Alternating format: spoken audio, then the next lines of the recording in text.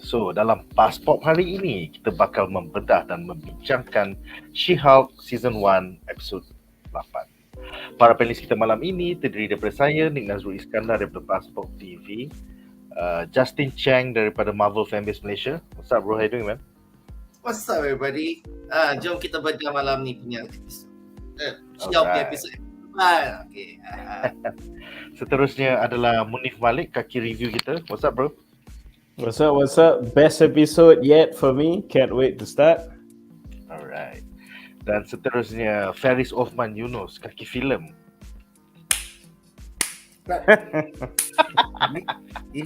Ini dengan baju 8 minggu tak basuh lagi. Koyak Memang Hulk smash betul. Alright guys, so kita bakal memulakan perbincangan kita malam ini dengan berita terkini. Alright, so berita terkini kita malam ini adalah tentang, aku rasa Keanu Reeves di-interview oleh I think I can't remember apa dah nama dia punya nama, it was on a TV show, tapi dikatakan bahawa dia berminat untuk melakonkan watak Ghost Rider sekiranya dia diajak oleh Marvel Studios. Let's watch the clip first, kemudian kita akan dapatkan pendapat beberapa panelis. So jom. Alright. Yeah, and I know that Marvel's been trying to get you to play one of these characters. What characters have they offered you? Go ahead. I'm not. Which it's really cool. I mean, I think the way that the Marvel films have developed and what they are is really spectacular, and it would be great to be a part of that. Who would 10-year-old Keanu Reeves want to play? 10-year-old Reeves? Yeah. 10-year-old Reeves would want to. I think he'd probably want to be Ghost Rider. Ghost Rider. Now I've heard people say that you should be. Wow. Damn. Keanu Reeves was on Jimmy Kimmel and dia kata dia berminat dengan Ghost Rider. So, apakah reaksi setoyak korang? And do you think this might be possible? Ataupun sekadar Keanu Reeves nak dapat job daripada Marvel Studios? Kita mulakan dengan Munif Malik. Silakan. Okay, as a fan of Ghost Rider and also Keanu Reeves, obviously benda ni macam quite intriguing news lah kan. And aku pun tahu aku pernah tengok Keanu Reeves masa dia on the Graham Norton show.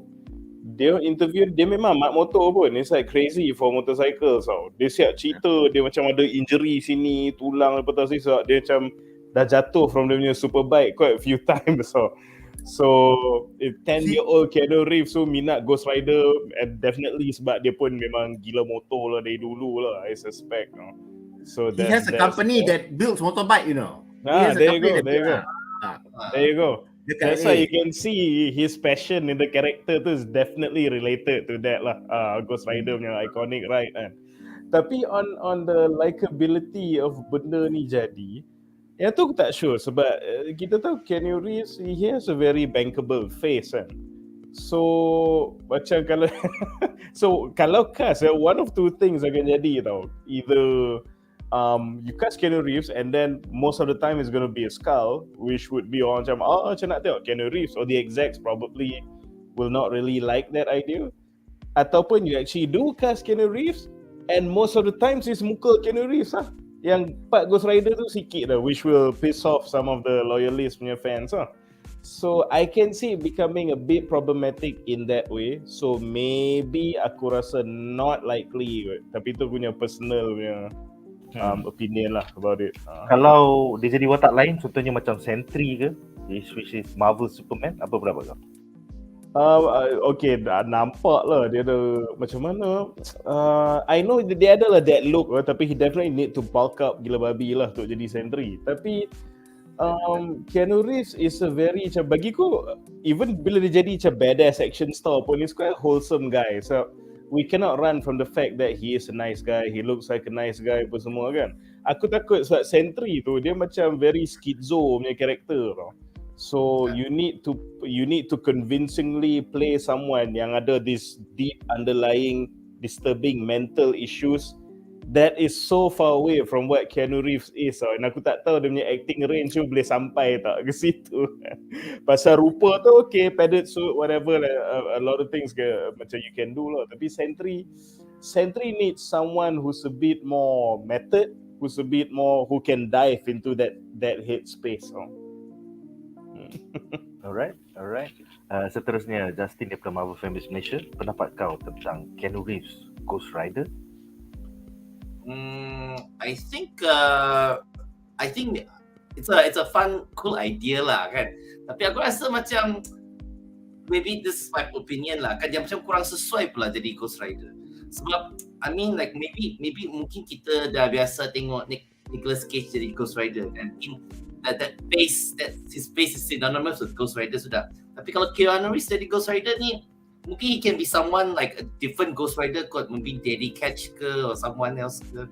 I suspect lah kalau jadi Johnny Blaze, I think would be a bit weird lah. Also like kalau contohnya lah aku nak kata lah, Keanu Reeves ni orang yang busy kan, dia pun ada buat banyak movies, dia ada buat cameos, dia pun ada buat sekarang buat tu yang dia punya dia punya cerita Berserker kan. So macam Berserker ya itulah. So it's like I don't really think that he can headline another franchise yang begitu lama. Lagipun dia punya style is very zen, very surfer dude punya style kan. So macam dengan Ghost Rider dia macam tak berapa ngam tau. Walaupun maybe dia express his interest that okay, maybe I want to be Ghost Rider because my childhood self wants to be Ghost Rider. But I think maybe Kevin Feige or anybody else maybe have some kind of other role in mind. I suspect macam kalau Keanu Reeves akan masuk dalam MCU, mungkin besar mungkin akan jadi macam level macam apa tu yang Jeff Goldblum diorang punya style pula. Aku rasa yang style punya cameo could maybe someone that's like living tribunal ke, or like someone like maybe high level, mungkin someone yang macam the face still his kan, betul tak? Yeah. Where the face is still his. Maybe it was like maybe the stranger ka, or someone maybe someone like very cosmic level punya watak, I suspect.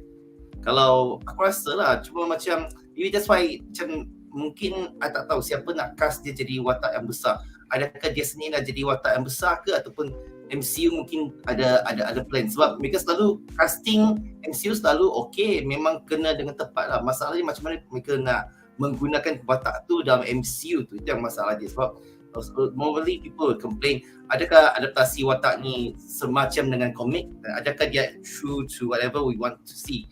So kalau dia pun casting Keanu Reeves jadi watak yang best tapi dipadutkan juga pun agak agak menakutkan jugalah for certain fans lah. So aku tak berani cakap apa lah, kita cuma boleh berharap yang all the best saja lah.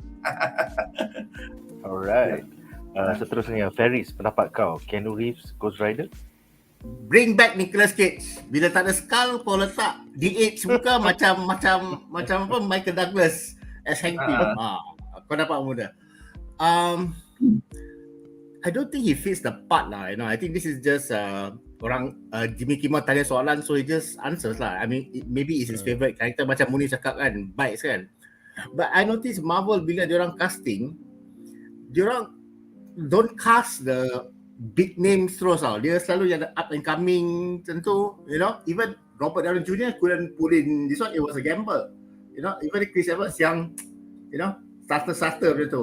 But I agree with Justin. He will come in a role like very supporting but important, macam Kurt Russell dalam Guardians of the Galaxy tu, that kind of role. But as far as being the lead superhero, I don't think Marvel gonna call Keanu. I mean, if the casting director Sarah Haley Finn, kalau Marvel have been casting maki name, dah lama Tom Cruise jadi one of the superhero, dah lama Jim Carrey jadi one of the superhero. So Keanu Reeves is up there with them now, So if they ever cast a Ghost Rider, maybe an established television star ke, who knows, or someone yang going up itu, then bila dia orang dapat Marvel, barulah dia orang jadi besar. Those kind of actors lah. Makes sense. Alright, so kita ada satu soalan untuk segmen ini. Jadi Ghost Rider. Tapi aku tak tahu betul ke tak. Betul. Seterusnya, Rahman bertanya ya, bukan Ryan Gosling ke ambil watak Marvel karakter Ghost Rider? Jawapannya tidak, itu sekadar But that was posting daripada laman Palatau. Interview Channel Palatau. Masalahnya Ryan Gosling ni boleh bawa box office punya duit tak? Sebab ada orang kata dia macam box office poison kan. Tak tahu betul ke tak, sebab there's some people yang kat Hollywood ni kadang-kadang yang mereka kita dah letak watak ni pelakon ni jadi starring dah berapa banyak movie, tapi masalah dia tak dapat up movie tu ataupun box office tak dapat masuk banyak duit. Itulah masalahnya. Then slowly tu pelakon macam slowly phase out tau, macam Ryan Gosling, macam I don't know, maybe a lot of people like Josh Hartnett dulu kan macam semua up kan, lepas tu semua terpaksa down. And then some people terpaksa, macam Ben Affleck dulu pun orang letak dia macam starring juga, tapi lepas tu dia terpaksa jadi macam director lah, producer lah, baru dia punya nama dapat up balik to jadi starring. So it's like, you know, these things takes time and takes opportunities lah. I mean, can I add? Sebab if you look at Nicolas Cage the casting, time tu dia tengah high tau. Dia tengah high dengan Gone in 60 Seconds, all those kind of movies, you know, all those action movies. So bila they cast a macam marquee name, you know, a top name, Ghost Rider didn't do well. We know that, right? You know, so dia bomb lah. Tapi so, kalau aku have to choose lah, just for fun lah, if I have to choose for Keanu Reeves to be in the MCU, I'd like to see him as a very macam powerful, stoic, man of few words, tapi macam pegang watak macam Dracula or something. I think he has the looks for that. Yeah. Go opposite Mashallah Ali as a blade ke apa kan. yeah, something like One that. above all, mungkin dia jadi one above all. But I love to see him as Dracula. That'd be cool. Dracula Sebab orang memang kata dia vampire kan, sebab dia dari dulu muka macam sama kan. Dia dulu kan ada dalam cerita Dracula, jadi apa tu Jonathan Harker kan. Yeah. Masih ingat dia dengan Winona Ryder tu. There you go. They might kan It's never, man. I mean, MCU Supernatural is coming. So, 1992. Yes. The soalan terakhir untuk open. segmen ini daripada Tengkua yang bertanya, BuzzPOP tak lihat ke Super Mario movie trailer? Nak buat je dah. It's not something yang genre yang kita akan cover. If it's not fantasy, if it's not action, if it's not superhero ataupun sci-fi, kita orang tak berminat untuk cover. Thank you very much. Alright guys, so dengan itu berakhirlah segmen ini dan kita bakal memulakan perbincangan kita tentang She-Hulk dengan reaksi satu ayat. Jom. Alright, so reaksi satu ayat aku untuk episod minggu lepas adalah macam ni lah Abang Nak. Aku dah nak give up dah siri ni. Aku dah tak kisah dah. And to me lah, kau tak patut buat ni 9 episode series. You should have just made it 4 episodes. The first 2 episodes and the last 2 episodes. We just That's 6 yang better. The one in between was just a waste of everybody's time. But that's my opinion. 5 and 6 are terrible. Apakah reaksi satu ayat korang? Kita mulakan dengan Munif. Silakan Munif. Reaksi satu ayatku, just to comment on the end, Bruce was right. Bruce was right. See, you think you know so much lah benda semua, then like you freaking flipped and lost your shit tau. Exactly macam mana Bruce cakap akan jadi lah. Bila Bruce nak tolong, nak suruh training lama sikit, aku tahulah aku kena catcall kan. Macam come on lah. Like Bruce attempted suicide. Bruce punya girlfriend committed suicide. Bruce masa lawan dalam Age of Ultron, lawan dengan Hulkbuster armor tu level a whole city tau.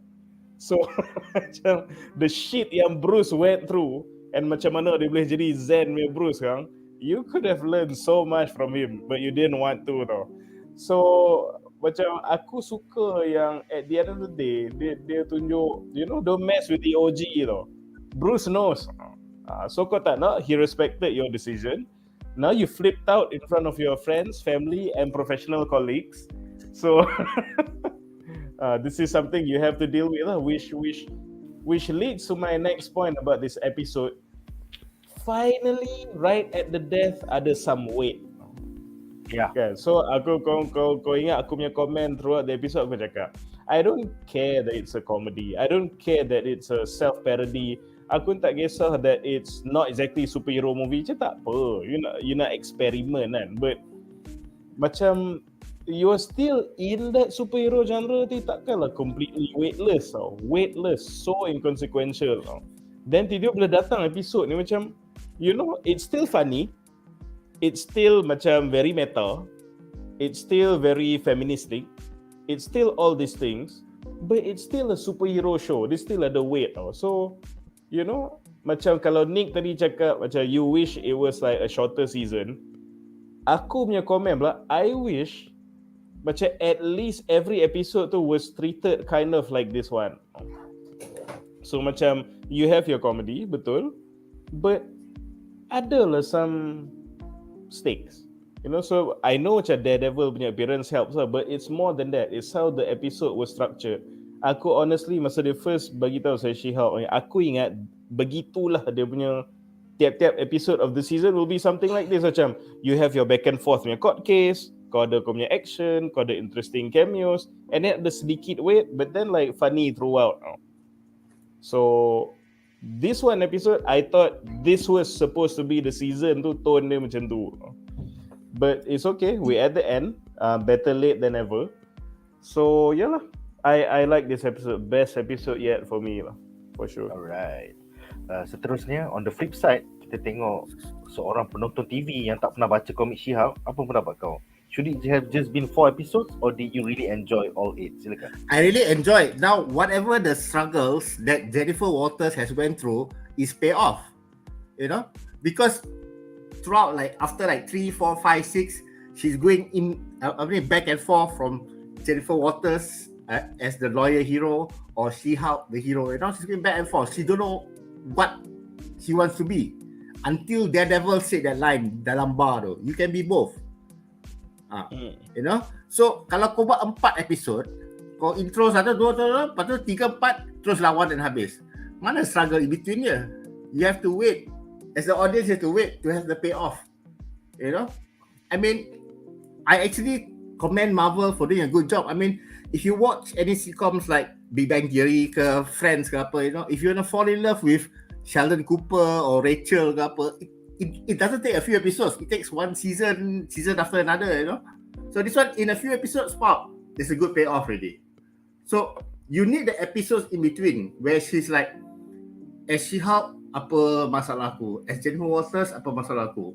Some men want me, some men don't want me. Kau tengok, you have that thought guy yang so creepy, nak dia sangat, tapi dia tak nak. So she is going through an identity crisis from 2 ends of the spectrum now. Spectrum one side and spectrum the other side. So that's why you need that space in between. Baru pay off to berbaloi. This is a payoff. Setuju. Alright, seterusnya silakan daripada Marvel Families Malaysia, Justin Cheng, pendapat kau ataupun reaksi satu ayat kau, silakan. Woo! Woo! Unexpected lah. I did not see that coming, man. She-Hulk fucks with Daredevil. Unbad. Yalah, aku sebab selama ni kan kita selalu expected yang maybe She-Hulk dengan Daredevil akan sparring kat court ke, ataupun sparring kat bangunan dengan lawan penjahat ke, tapi tak sangka pula sparring kat katil pula. So it's like that I did not expect lah. That's one of the things aku memang macam terkejut dan memang bahan dah. So it's like sampai Twitter trending pun cakap pasal Daredevil dengan She-Hulk. So Matt Murdock never miss kan. So another one in the back. Cuma yang aku rasa episode ni, besides of the whole yang pasal the lovey sexy thing kan, yang dia actually we finally see the suit, yang She-Hulk yang suit, sebab baju She-Hulk tu dah lama kena tease daripada banyak episod yang lama dah kan. Finally it's out because orang pun kata, adakah yang dia punya suit ni akan keluar di episod yang terakhir ke atau macam mana? Nasib baik dalam episod ni ada Daredevil, dengan dia punya golden helmet dan juga suit She-Hulk tu. Dan kita nampak pula leapfrog. So I suspected lah, dah lama dah aku dah suspected. Aku kata mungkin episod 8 tu kita akan nampak 3 elemen ni, tapi that's what I like lah at least. So this episode kan, at least it hammers home all the things that they teased in the previous episodes lah. Dia ada tease benda ni dan benda ni tu semua kan. Cuma kita selama ni kalau kita tengok cerita ni, kita tak berapa feel sangat lah. Kalau kalau you nak tengok cerita ni dari segi macam as a Marvel fan perspective, you'll be much disappointed. But if you're looking at another point of view, macam Feris kan, you're watching it like for example at TV for TV's sake, maybe there's something there lah. But for me, for me kan personally, I feel like the writing on She-Hulk is not as strong as many other shows that we've seen, because terlalu banyak cerita kat Disney Plus, kat Netflix, kat HBO Max. Those shows have a lot of better writing, you know, better characterization, better dialogue, better setup of scenes. So macam cerita She-Hulk ni macam suka-suka hati je dia nak buat. So I don't know lah, I think that Jessica Gao and her team of writers kan, mereka macam tak berapa thought it through tau macam mana dia nak buat cerita ni. Jangan kata dia nak connect with other MCU shows or other MCU stuff. Dia punya cerita sendiri pun macam, you know, not so easy to watch lah, I would say lah. Even episode 5 and 6, I was like, what the fuck am I watching? But nasib baik episode 7, it brought me back a bit. That make me sympathize with Jennifer Walters lah. So selama ni aku susah nak sympathize with Jennifer Walters. Dia macam susah kita nak relate dengan watak dia. Yalah dia perempuan, tapi dia punya watak ni tak berapa likable, you know. Dah lah dia macam Munif kata tadi kan. She's like dengan Bruce. Macam, Justin. Yeah. Justin, could it be that you are not used to seeing Marvel doing comedy, that's why kau tak boleh connect dengan the character? I love Marvel comedies. I even love yang Matt Bonner punya Matt apa ni? yang Bonner punya joke, I actually laugh, you know. Aku tak macam marah dengan Bonner punya twist ke ataupun Mandarin punya twist. Aku tak marah selama ni. I'm okay with jokes and funny badut jokes or comedy. I mean, but I've seen better comedies done better. This show, dia punya cara buat komedi dia tak berapa kena lah bagi saya. It's not funny enough. It's more demeaning than funny. So it's like, I've seen better comedies lah, I can say. Better comedies, better writings, better setups for drama. Macam ni kata tadi, there's no stakes on the show. Kan? Kalau you nak buat stakes, stakes bukannya steak yang nak makan punya steak. Ini macam steak untuk ini menampakkan watak tu macam dia ada character arc. Selamanya kalau kata cerita ni macam susah nak nampak character arc She-Hulk ni. So it's like, you know, you want something that you can feel for the characters, you know. Something happened to Jennifer Walters, something happened to her friends, something happened to her family. You not had that sense of feel like you want to know these characters as people, kan? Tapi kalau you tengok cerita ni macam sekadar ini watak biasa je lah, watak sampingan, watak macam watak utama, tapi you tak berapa feel tau. Normally when I watch a TV show, I want to like get to know that character. Aku nak kenal siapa watak tu, aku nak kenal dia punya kehidupan dia, aku nak tahu macam mana. Then I can feel like I can like that show, you know. I think some people would like that lah. Tapi kalau macam you tengok cerita tu macam aku tak suka lah watak ni, aku tak suka lah orang ni, aku tak suka semua ni. Then last you macam give up lah. And then kalau you tengok benda-benda kat social media semuanya negatif je, you pun terikut nak cakap negatif pasal dia. So macam I mean like it's a little bit of push and pull lah, I would say. Bukan semuanya 100% black and white. But sometimes these things it happens because like if the people hired can do the job, they will do the job well. The people hired macam, you know, sekadar macam a slap in the hand and lepas tu okay, cincai, bye bye, you know, wham bam, thank you ma'am, tu saja. Macam you just feel like there's something macam unsatisfied lah. And then like, you know, this is a whole huge franchise. Dah lah, the whole phase 4 is not so good in quality recently. So macam you terasa macam you want to hate on something, you know. So it's like maybe it's like it's a bit stressful lah for certain people lah. But I mean for us fans kan who have been watching this MCU for so many times and then reading comics and then you're really liking the thing. Macam terasa macam what are we watching the show for? Who is the show for? Who are they making the show for? You know, macam tak ada tujuan. So it's like, yeah. So it's like, I don't know lah. For me, I watch the show because I want to know what's going on and how it connects with other things lah. But like, I don't take it too seriously lah. So and I don't expect too much, not even for the video. So that's all I can say. Thank you. Maybe the show is not just for Justin lah. Sebagai penutup, Faris, kau ada apa-apa rebuttal ke apa? Silakan. Even before the Disney Plus series, I noticed Marvel punya writing, they always approach their stories not only for the comic book fans, even for the non-comic book fans also. You know, orang yang, you know, let's go and watch this superhero, not knowing anything at all. You know, so a lot of their writing are very general and not specific. They talk more about who the person is, what the person wants to do, you know, so that you can relate to the character. So I think that technique they are applying to She-Hulk also. That's why you have this extra episodes, just so that you can see more of Jennifer Walters, you know, because it's She-Hulk. And then the whole tema of the She-Hulk is identity crisis lah. Jennifer She-Hulk.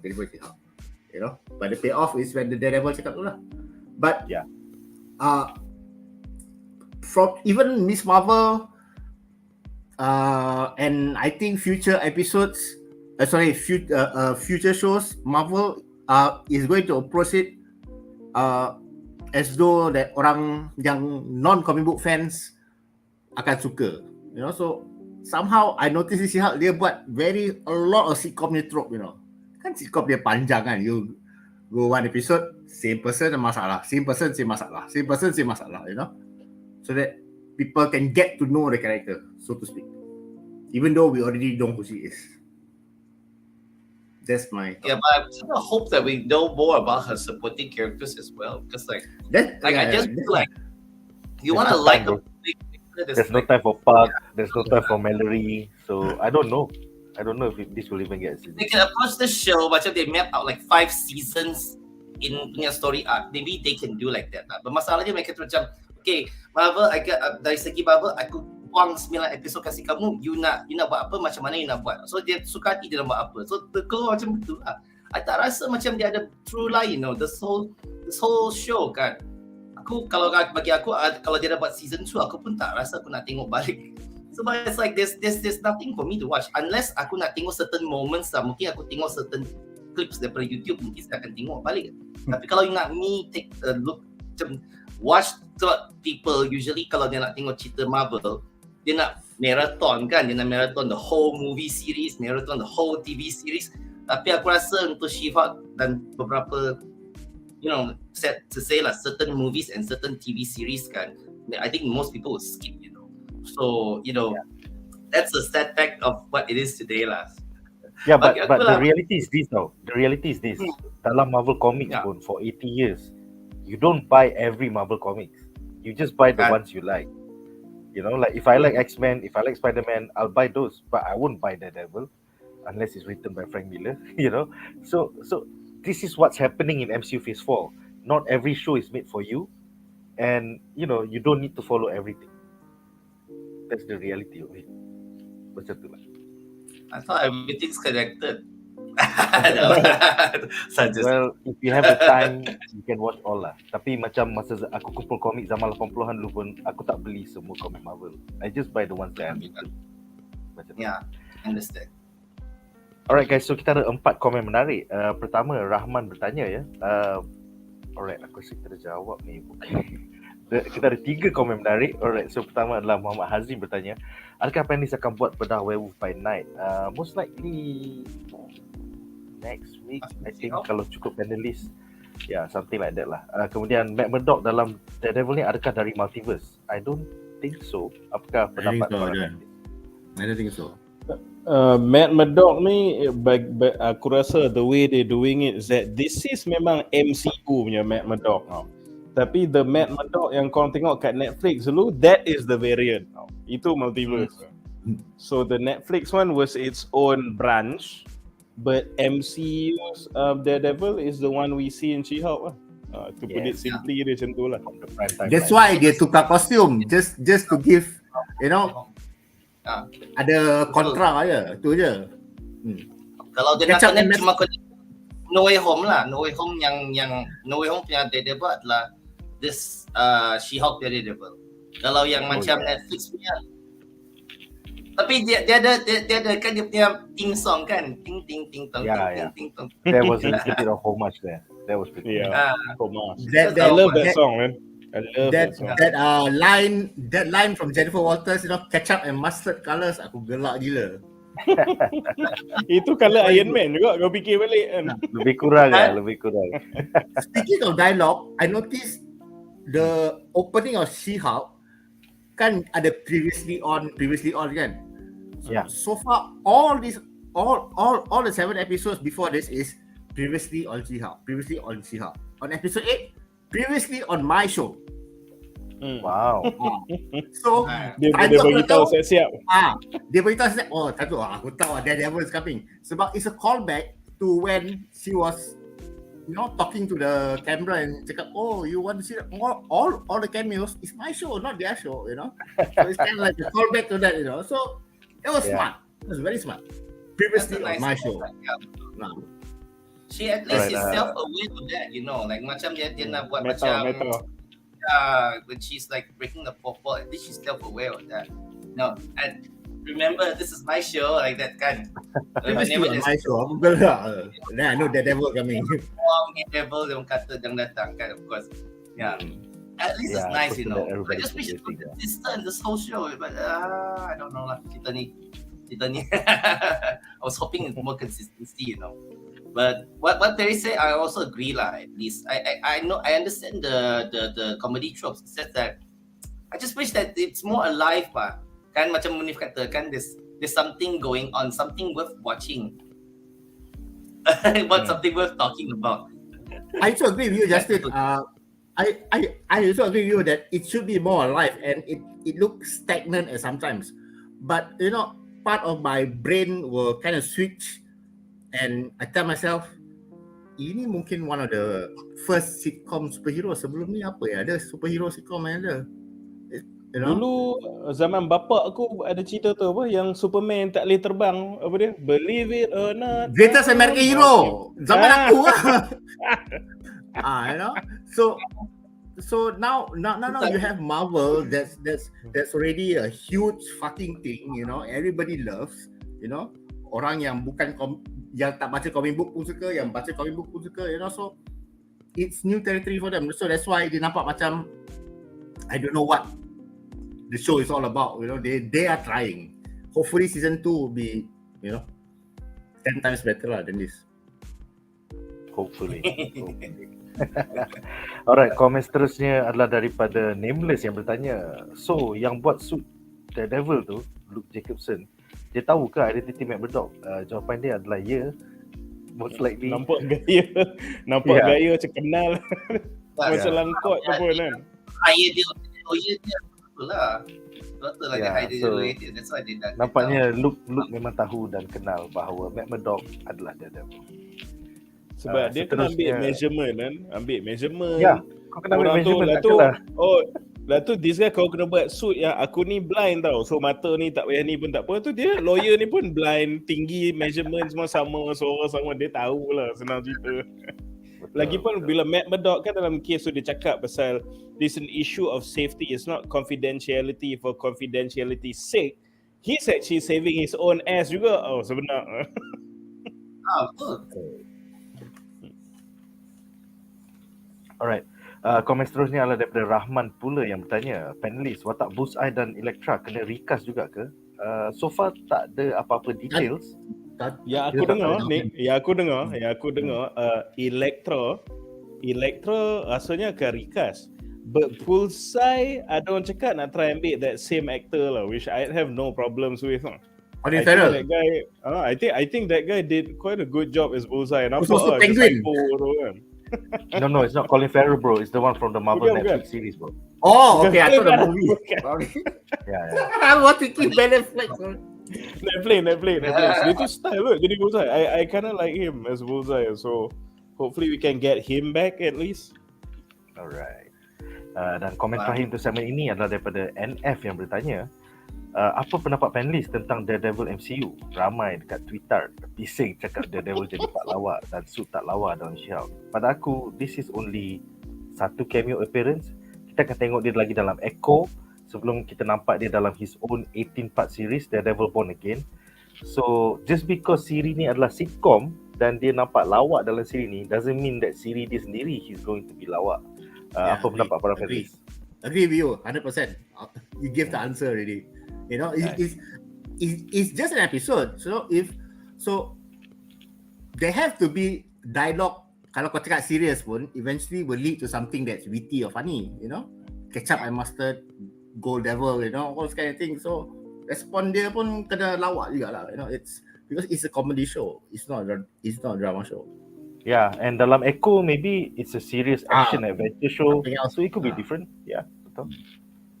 Kalau bagi aku pula tak tahulah, kalau orang yang itulah komplain kat Twitter kan, dia knowing how this show punya tone sepanjang berapa episod ni, let me tell you, it could have been a lot worse kalau korang komplain kan. To me, they actually treated Daredevil with respect, tapi macam within the tone of the show lah. So dia kalau kau bandingkan with other male characters dalam show ni, Daredevil is light-hearted but not moronic, which is still within his character. Yang laki-laki lain tu literally jadi imbecile, jadi thoughtless, jadi bodoh. Tapi Daredevil is the only male character treated with respect dalam show ni. Dia matang, dia menang over Hulk in court, and dia pun physically tunjuk dia tak kalah dengan She-Hulk. Dia kata, in fact I've been doing this more times than you, even though you have this indestructible body, benda semua. In so many instances, they one up She-Hulk, and he presented himself like with respect lah. So macam aku rasa tak tahu lah. It could have been a lot worse lah. To me, I really like that in a comedy. Bear in mind, this is a sitcom. In a sitcom, that's the Daredevil you get. That is habis baik lah tu. Serius. Alright. So dengan itu berakhirlah segmen pertama kita, dan sekarang kita bakal membincangkan 3 plot menarik daripada episod minggu lepas.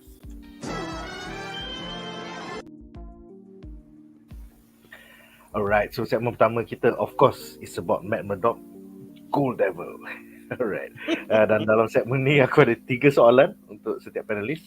Soalan pertama adalah untuk Munif, apakah pendapat anda tentang penampilan Matt Murdock di mahkamah yang mengejut diikuti oleh cameo Daredevil selepas dia kalahkan Leapfrog in court. Ini memang modus operandi dia sial. So silakan.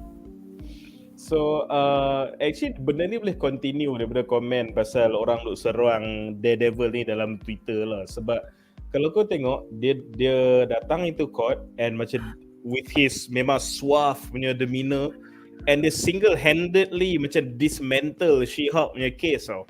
And dia buat semua tu sambil menggunakan ability dia punya keen sense untuk detect jet fuel dalam yang disalahgunakan oleh Leapfrog kan. So dapat showcase dia punya ability sikit, and datang and single-handedly tapau She-Hulk, who's so proud of her being a lawyer, yang all these males pun tak suka gila watak She-Hulk ni semua kan. So this is a victory for the guys yang is a fan of Daredevil or yang tak suka She-Hulk. So aku tak faham where the complaint is. Daredevil memang epic gila dalam scene ni, and that set the tone of the Daredevil yang kita akan dapat throughout this whole episode, which I really like lah. Sebab aku ulang lagi point aku, it's a sitcom, it's a feminist sitcom. A male superhero datang could have been so much worse tau. Kau tengok other cameo sebelum ni semua pun macam watak-watak tu dibodohkan. But not Daredevil. So credit where is due lah. The writers, they faham the weight of Daredevil tu, and they faham the respect and the treatment they needed to give to the Daredevil, and they gave it to him. So even Wong juga, dia orang treat macam tu, tapi taklah teruk sangat. You know, I mean, he still has some respect, but he comes in and out, you know. Macam malas lambat, but it doesn't take the shine away from She-Hulk. Macam betul macam kalau kau tengok again sebab benda ni sitcom. Kalau kau nak compare Wong dulu, well, not only is he technically a criminal tau, sebab dia bust out Blonsky lah tu dia lari macam tu kan. Secondly, dia pula jadi macam party animal. So, he's a fucking sorcerer supreme. So, kalau kau nak cakap pasal treatment kan, tapi Daredevil ni treated with respect kot. Aku sendiri tak faham kenapa orang complain pasal dia punya treatment ni. So, okay, but moving back to the question, macam cakap lah, apart from, actually kalau bukan pasal Daredevil pun, aku dah cakap banyak kali, aku pun nak tengok selain battles, super powered battles, nak tengok battles in court. And aku faham that the writers maybe they personally admit they're tak begitu arif dalam court proceedings and court battles semua. And it's a light-hearted sitcom. Tapi kau bagi benda macam this banter macam ni pun dah jadi dah. Bagi aku dah satisfied lah. So this particular scene is good to the extent yang aku punya expectation every episode dia macam ni tau. Macam dia ada this elements lah. But itulah, it's okay. We got it in this episode. And Matt Murdock slays in the court as he should. Even though di dalam She-Hulk punya ni kan. Tapi macam Abang Ferry duk cakap lah, sebab it's a fair result juga She-Hulk kena dismantle dengan Daredevil. Pasal apa? Because this is also She-Hulk still finding herself. And kita tahu Matt Murdock has dealt with this shit, macam dia kata dah berapa kali lah dia deal macam in court and outside of court kan, dengan benda-benda macam ni kan. So it's another lesson that will humble She-Hulk and make her grow to be a better character. And it's also a badassery yang memang patut be reserved for the already established cool Daredevil. So I think they handled this court case very well. One of the highlights of this already good episode, that's for sure. So itulah. I just really like the scene lah. I'm just glad they treat Daredevil well. Tu je. Nice. Soalan seterusnya adalah untuk Justin ya. Apakah pendapat anda tentang chemistry di antara Jennifer Walters dengan Matt Murdock?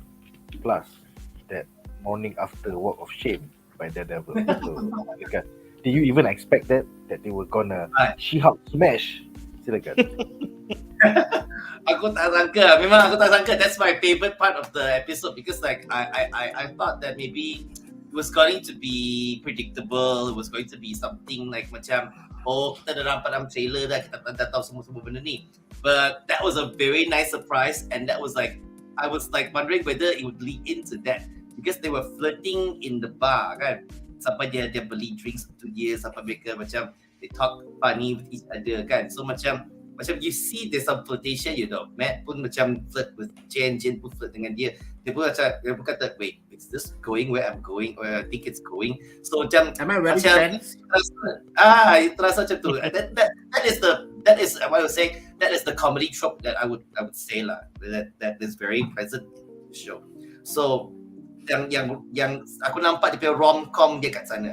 So it's like I was like thinking like maybe it will lead to something, and then last macam aku tak sangka so last so mereka fighting mereka macam dia ada teach her a lot of pointers tau, macam okay kalau kat court macam mana, kalau kita dah jadi superhero macam mana, he's getting her a lot of pointers as being a superhero and also as a lawyer.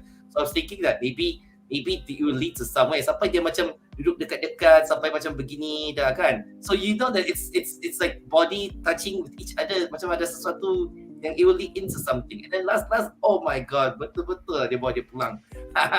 Hasil tangkapan kali ini adalah Daredevil dengan She-Hulk. They got each other, which is true lah, because like both of them are very sexy characters in the comics actually. She-Hulk loves sex, Daredevil loves sex. And then it makes sense lah. And I feel like the whole show, especially this episode, at least it not only does it treat the Daredevil with respect, but it also treats some parts of the comics with respect. Like this, I feel like She-Hulk and Daredevil are more to their comic book selves. Macam tak lari sangat. So aku rasa macam cun lah. Dan betul kata NF tadi, acrobatic Daredevil dalam siri ni memang dia lah. Teman yang hallway fight. Betul. masa dia turun kat bangunan tu and he flips down over. That's a very cool shot, you know. Aku tak sangka Cat Coiro boleh shot that scene. It was like normally macam dia itulah macam sebenarnya a few times ago aku macam ada dengar Cat Coiro ni macam dia boleh buat action scenes, tapi macam because the way that the show is written, cara dia dituliskan, dia macam tak berapa nampak sangat tau, because kita tak nampak action scene sangat. Nasib baik episodnya ada banyak action scene dan there's a funny villain with Frogman, so macam terasa macam there's something there lah, even though it's not a huge thing, it's more like a funny scene, but the homage and how to say the respect is done quite tastefully lah, quite nice. I think that a lot of people responded very positive with this episode, especially sebab a lot of people were ready to hate this episode sebenarnya. Tapi kan bila episode ni keluar dan semua orang dah hype, the word of mouth is very positive. So everyone pun macam wow, this is so cool, this is so good. Macam She-Hulk is back in everybody's good graces lah. Hopefully episode 9 would stick to the landing lah. Itu yang aku kata. But this episode was really nice, like Jen and Matt's chemistry, because kita tak sangka macam Charlie Cox, it's a good thing lah, they cast Charlie Cox dengan Tatiana Maslany as She-Hulk. So both of them have this like macam agak, you know, like dia macam bukannya macam super big star punya style, tapi muka-muka macam everyday man, everyday woman kan.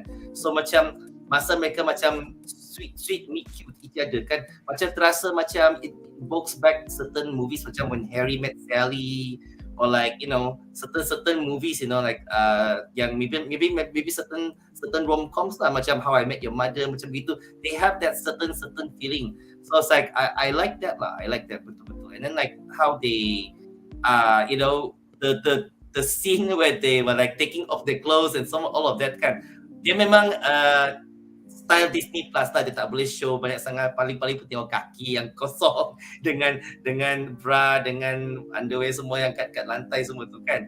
So it's like it's done quite tastefully lah, and they are very mindful that kids are watching the show, so at least they imply but they don't show it explicitly, like you just have to imagine mostly in our heads. But that walk of shame is a very very nice touch lah, because normally walk of shame is reserved for not reserved lah, but most of the time they depict females in movies or TV series yang dia lepas dia dah buat seks, pagi esok perempuan tu akan ambil dia punya heels, lepas tu jalan barefoot kat kawasan yang ada rumput. So this time Daredevil pula ambil dia red boots yang berjalan and then smiling macam. So it's like it's a nice touch lah, I would say, even though it's reverse gendered, but it's a nice touch that appeals for both women and also for men. So it's like we see that, I don't know lah, it's really funny how the episode for 7 and 8 is much better than 5 and 6. You know, 5 and 6 was so terrible. Aku memang tak boleh nak cakap apa, but 7 and 8, I feel like I can relate to, I can like the Jennifer Walters' character. She-Hulk is much better, and even the male characters are all very how to say, very easy to watch. That the way they interact, and then how Jennifer sees their point of view. Dia tak macam nak prosecute mereka, oh men are bad, men are stupid, but it's like men can be our friends as well, and then we can see each other as equals, you know. So tak macam terlalu overpowered feminist lah, but in the sense that maybe we should all, you know, sit down and have a chat, then we can get to know with each other, then maybe we can know how to deal with the problem. Yang macam Daredevil bagi pointers dengan She-Hulk ni, I like lah, express a bit lah, but it's like aku harap Jennifer Walters and She-Hulk would have her own independence lah. Kalau dia selalu macam depend on other characters nak ajar dia, oh you supposed to be like this, you're supposed to be like that, sampai Mallory book pun terpaksa nak protect dia, oh she shouldn't do this, she shouldn't do that kan. Macam aku terasa macam Jennifer Walters doesn't have her own agency, you know. Macam I just want her to be a very charismatic character, just like Daredevil. Daredevil was so charismatic in this episode. So it's like, maybe I hope that he'll rub some good on her lah. Maybe one day she'll be a much more dynamic character lah. So it's a good development, and I really like it. Hopefully there's something good. Fingers crossed. Just Soalan terakhir untuk segmen ini adalah untuk Faris. Apakah pendapat anda tentang Daredevil menjadi mentor kepada She-Hulk? Kalau kau nampak scene dalam bar tu, and even the fight scene eventually, serta the Daredevil hallway fight scene undercut by the true star of the show, She-Hulk. Aku dah alamak, sialah She-Hulk. Silakan. Well, before apa-apa, I have a confession. I've never seen all the Netflix Marvel Daredevil, Jessica Jones tak tengok, IFP tak tengok, Daredevil tak tengok, Luke Cage tak tengok. Sebab okay, aku kerja. Because I was working, I had no time for Netflix. You know? So, I understand. It's okay, Paris. I was like you. I always watch season 1 and season 2. Season 3, aku langsung tak tengok pun sebab kerja. Not a single episode aku tengok. None. All those Fortress Defenders pun aku tak tengok. I think you might like it. No, it's just that Netflix was the last thing on my mind because if I work, I can't be streaming all the time, kan? So eventually when the show caught on, and then some of my friends cakap, alah boleh lah the show, okay lah gitu. So there was no good recommendation from my friends, so aku just put it behind my mind lah, and then fast forward tengok dah keluar Netflix, masuk Disney Plus, so I did watch the hallway scene on YouTube, the original Daredevil, even I think about 2 years ago, but it just came in my recommendations. To answer your question, I don't think Daredevil will be a full-on mentor. His purpose to She-Hulk is bagi dia boost, It's not kalau mentor, the mentor is always there, ada masalah pergi sana, Daredevil, the scene in the bar though, when he said that line, what was the line again? Panjang line dia. Something about you can be a champion both in the court. You can be. But when the law fails you, and then because I think I'm the only one who sees this, because that is the struggle that Jennifer Walters has been going through for 3, 4, 5, 6, 7, because she doesn't know what she wants to be, Yeah, but she never really goes with it. She was like, okay, banyak orang dah kata sejak Bruce dah cakap sama dia, sekarang Daredevil cakap sama dia, baru dia, aku boleh faham. Daredevil gave her the answer. Kena establish yeah, Daredevil gave her the answer, but she has to go through it first. She has to experience it because itulah. Wait, sorry, to answer the question, mentor in the short term, but not in the long term. So it's just give her that boost. It's like, just for her to move on forward. Hopefully when Daredevil series, tengok She-Hulk will go to New York, Hell's Kitchen, all, Alright. Do you enjoy this version of the hallway fight scene where She-Hulk pula yang turun daripada atap instead of Daredevil getting the chance to beat people up? Well, just like Jennifer Walters said in the early episodes, this is my show. It's not all about the cameos, watching Wong, dia dah remind kita lah awal-awal, even, at the beginning of the one, dia cakap previously on my show, So, you think it's a She-Hulk show. It's not a Daredevil show. So that's why you're grown. So that's why the writing is quite brilliant lah. Just for this episode, the writing is brilliant. The wit, scene jatuh apa semua tu, Yeah. That's quite good. By the way, episod 1, 2, 8 dan 9 diarah oleh Cat Coiro. Tapi episod lain was other directors. So kalau kau rasa kenapa beginning dia best, ending dia best, is because it's the same director, Cat Coiro. Yang lain semua sama ada director. So tak feel sangat. What about the script writers, Nick?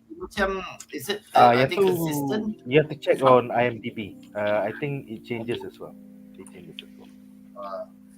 Alright, jangan hire Jessica Gao tak boleh.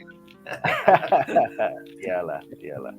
She doesn't even know how to write courtroom drama. So aku macam damn it.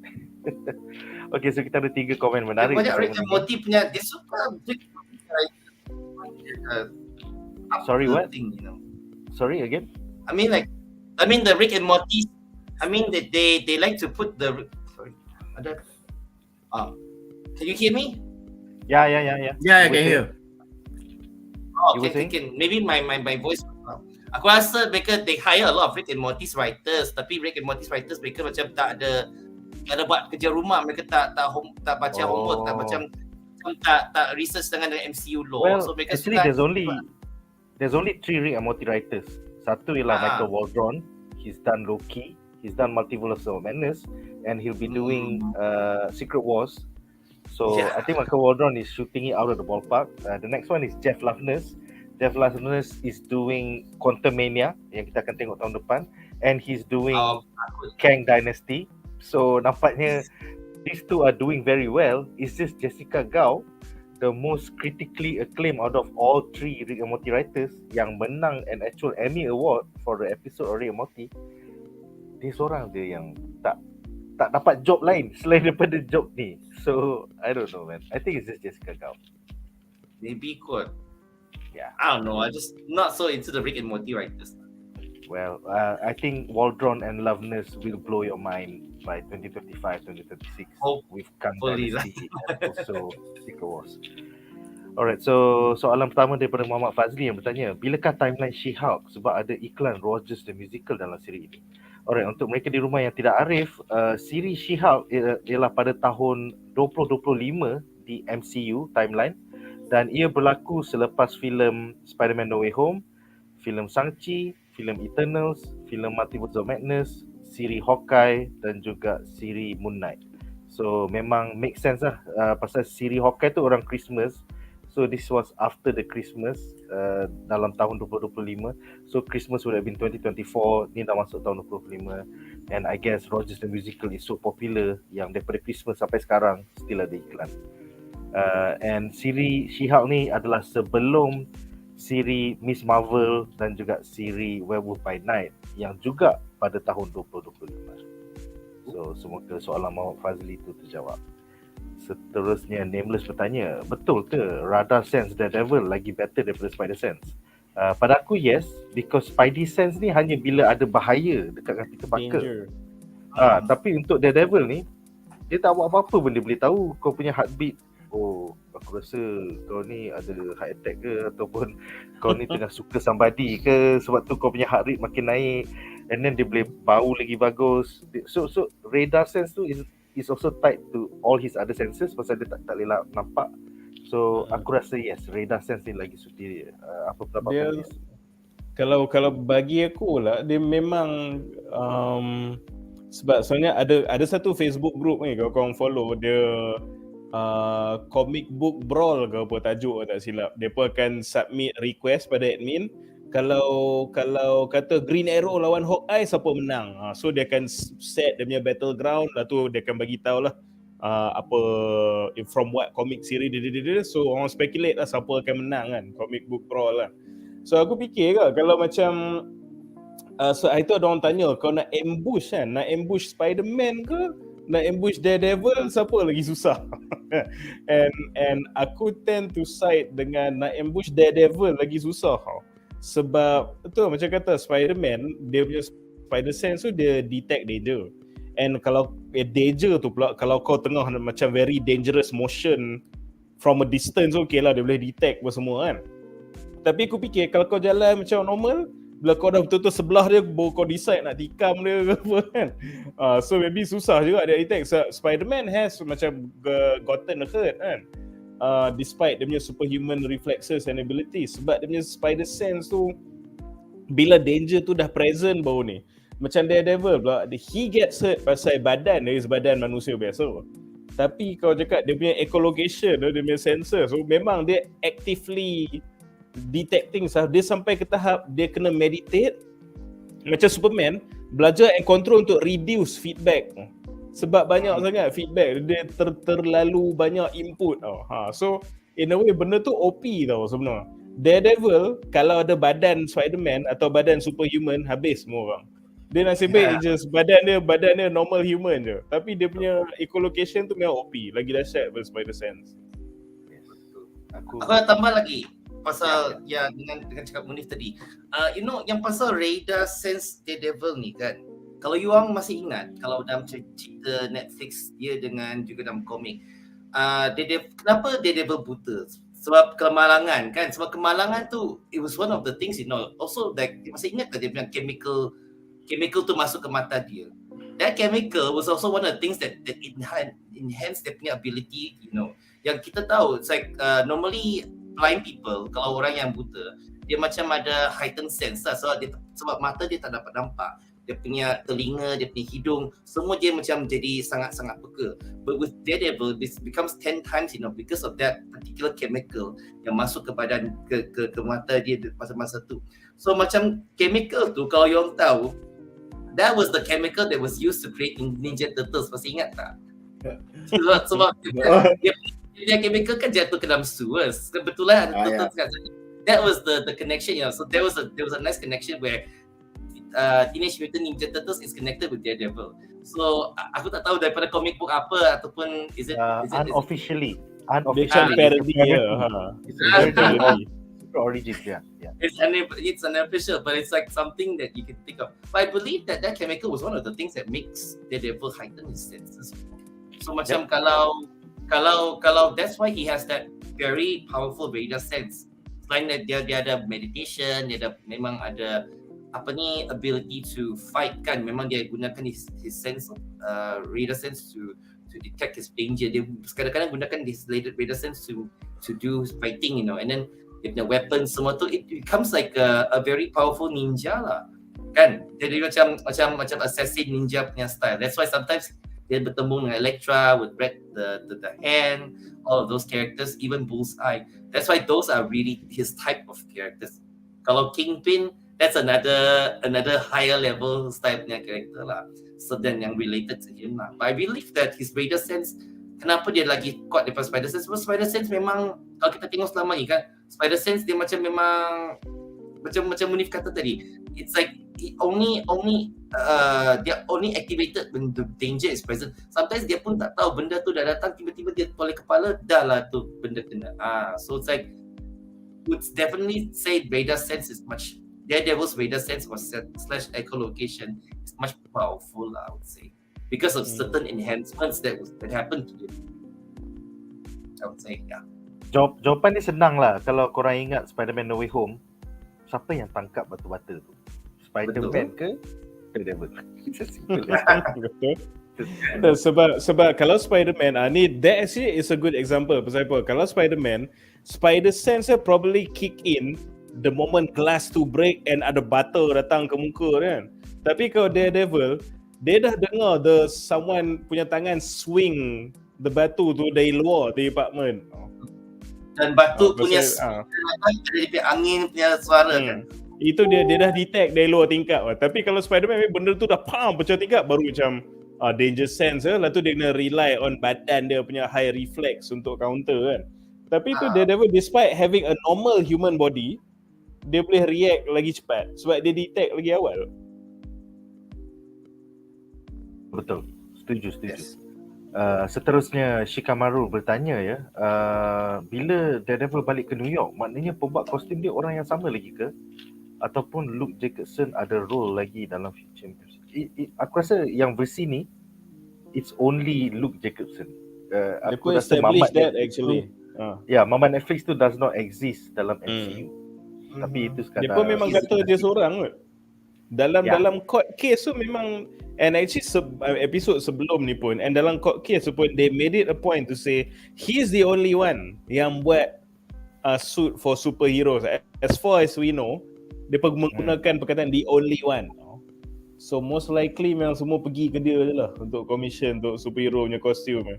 The other guy yang kita tahu buat is Tony lah, tapi dia pun dah tak ada kan. So it's just this guy lah. Seterusnya Ismail bertanya ya, agak-agak bila final episode nanti akan keluar balik Daredevil tak? Don't think so. Jawapan dia adalah pelakon Charlie Cox dah jawab dalam satu interview, dia hanya ada cameo satu saja untuk She-Hulk, dan untuk Echo pun dia akan buat cameo satu episod je rasanya. So lepas tu dia ada 18 episod dia sendiri, Daredevil Born Again. So I think that's it lah. That's it for Daredevil. Kita dah tunggu selama 6 minggu, akhirnya kita dapat Daredevil. So dengan itu berakhirlah segmen ini dan kita akan ke plot menarik kita yang kedua.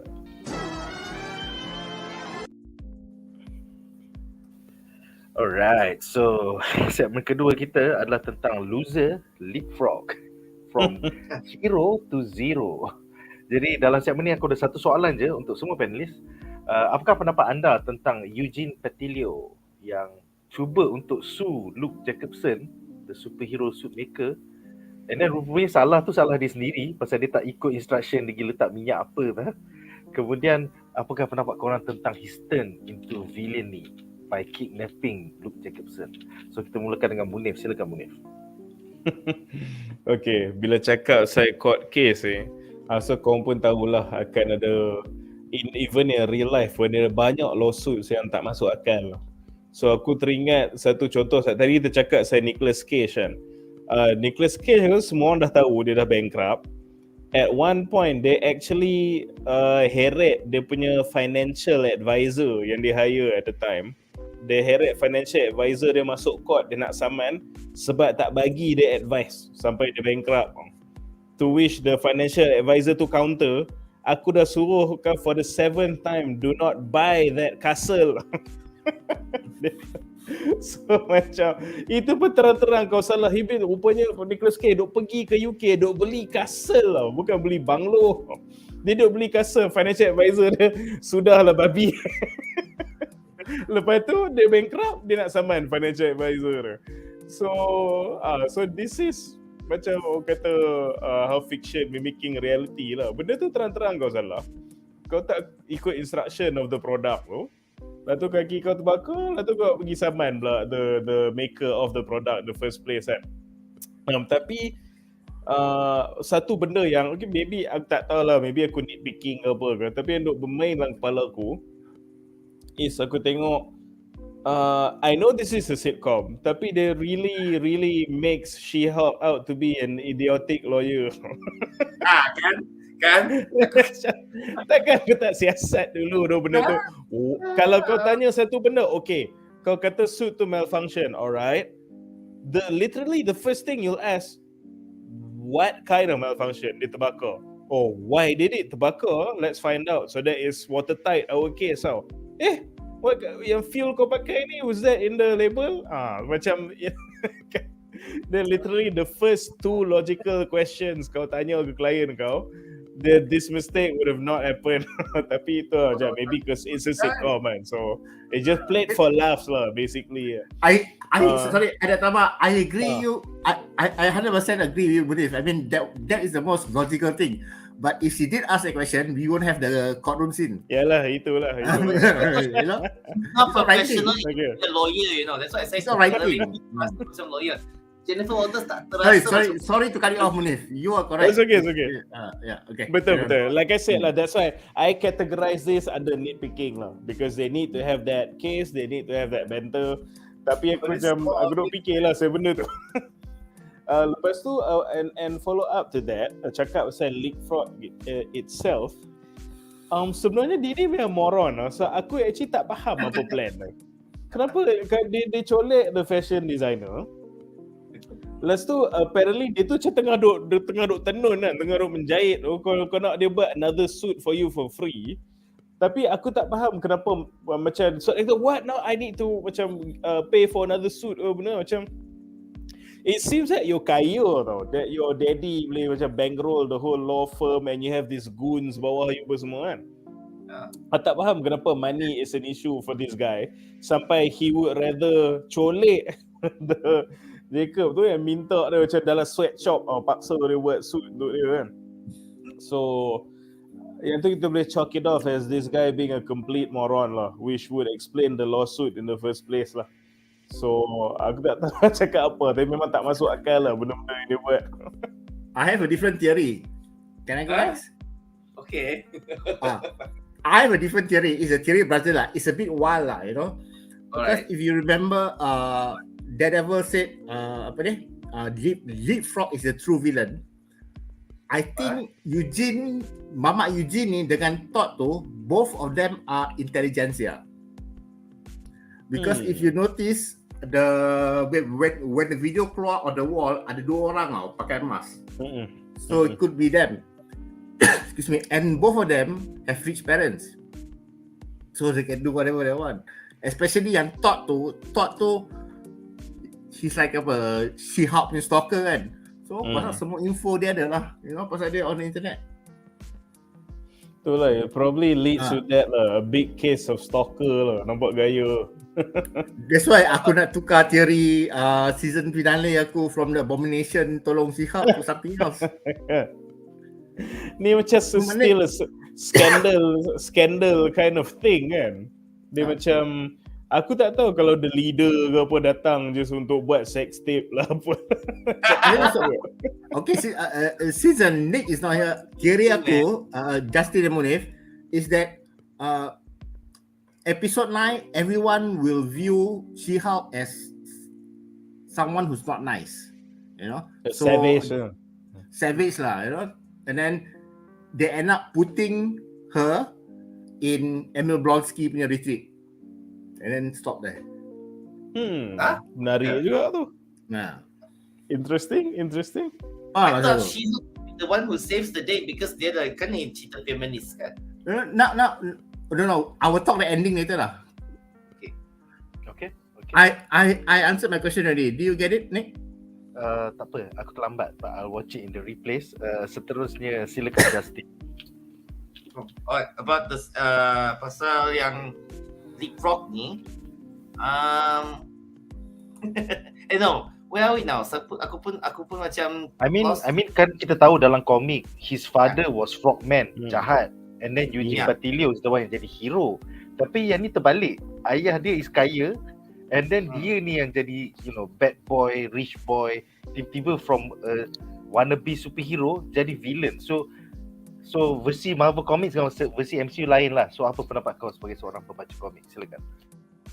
I think it's a nice change of pace lah, because like that part, if they want to change, I think that I can accept.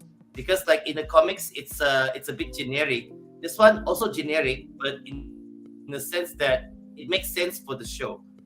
Because like how does Jennifer Walters can defend him in court kan if they didn't write it in that way? So I believe that there's a reason why they do it. I believe that's why I think that this is one of the few things they did right with the character lah. Cuma aku rasa karakter ni memang aku gelak lah, sebab memang watak dia dalam komik pun macam people don't take him seriously. So in the show, people also cannot take him seriously because he looks like this and then he acts like this. So it's like, aku pun tak tahu dia jadi superhero, dia jenis apa pula. Then why does he need the jetpack kalau dia jenis yang katakan lompat, kan terbang. So kata yang terbang ni macam tak masuk akal pula kan. So it's like mungkin dia terasa nak jadi Iron Man kot. Mungkin he feels like he wants to be a little bit like Iron Man. He's rich. And then he might need a jetpack or something, but who knows? Maybe he didn't really think it through lah, because you can tell that this person is not really bright, but he wants to do whatever he wants to do because he's rich. So dia macam aku rasa watak ni okay lah, but he's a brat. But in the comics, I'm not so sure whether he's really that much of a brat. Aku tahu dia macam. In the comics, he's a nice guy and he wants to be the opposite of his villainous father. So he wants to be a superhero. Yeah. He wants to be a real superhero because his father was a bad guy kan. In a sense, macam ni kata tadi kan. Now he's changed into this very very moronic kind of a character lah kan. I don't know. I mean, like it makes sense in the context of this show, but for the comic book fans who really loves the character, I saw some people collect his toy from Marvel Legends kan. They are really into him, but like if I'm a comic book fan, maybe I would be a little bit pissed lah. But like if for this show, I think it makes sense lah. Maybe I won't be so much pissed lah because they have to switch a bit. It's not a big deal lah, but I think it's sort of acceptable lah. I believe. If I may add to that lah, I think it's a good change juga lah. I agree. Pasal apa? Because if you look at tropes kan, the whole my father is evil, lepas tu akulah redemption to escape his shadows. That's a very macam movie dulu punya benda kan. Tapi in a modern, but in a modern punya context, I'm the brat with a rich daddy. That's more in line with where we are at now socially, kan. So aku faham kalau ada frogman, kalau ada leapfrog punya fans maybe a bit pissed off sebab dia dari hero jadi villain kan. But bagiku it's a change that I can make sense of. Kalau going with the times, it's more likely kau akan jadi brat with a rich father than or redemption against my evil father. That team feels so old timey. Usually that father is like a mafia character or gangster macam tu kan. Ni lah Vader punya zaman ni, Darth Vader apa semua. Those kind of things. Dulu punya trope. Betul juga. Very Godfather, very Darth Vader kan. Terlalu kita dah tengok banyak kali sangat. Yeah. Alright guys, so dengan itu aku rasa kita ada satu soalan. Okay, so Ismail bertanya kenapa Luke Jacobson ni eksklusif buat suit untuk superhero ke semua orang? Sebab Muhammad Loser ni tak kenapa boleh dapat suit. Jawapan dia, kadang-kadang kau buat kerja pasal kau terpaksa bayar bil setiap bulan. So aku rasa yang Muhammad Eugene Petilio ni, dia kaya. And dia bukan superhero tapi dia nak jadi superhero. So maybe bulan tu Luke tak cukup nak bayar bil, tak cukup nak bayar staff. So dia terpaksa lah ambil job-job kecil dengan orang-orang kaya bangang macam ni. While bila dia dapat job betul dengan She-Hulk, dengan Daredevil, those are real superheroes lah. So itu adalah spekulasi aku lah. Apa pendapat korang? Dia same reason macam kenapa the law firm tu kena layan this asshole lah, betul lah tu, pasal dia kaya kan. So bila kau datang with the money, so walaupun kau very passionate pasal kau punya craft ke apa kan, but no passion don't pay the fucking bills. Yeah. So untuk Who said that line? Somebody said that line. I've always felt that way, so I'm not sure siapa cakap. No, it was in a movie. Ada. I'm not sure. Aku tak ingat. Kalau ada aku tak ingat lah. Tapi basically tu lah, you need something to fund. Macam passion is actually a luxury lah.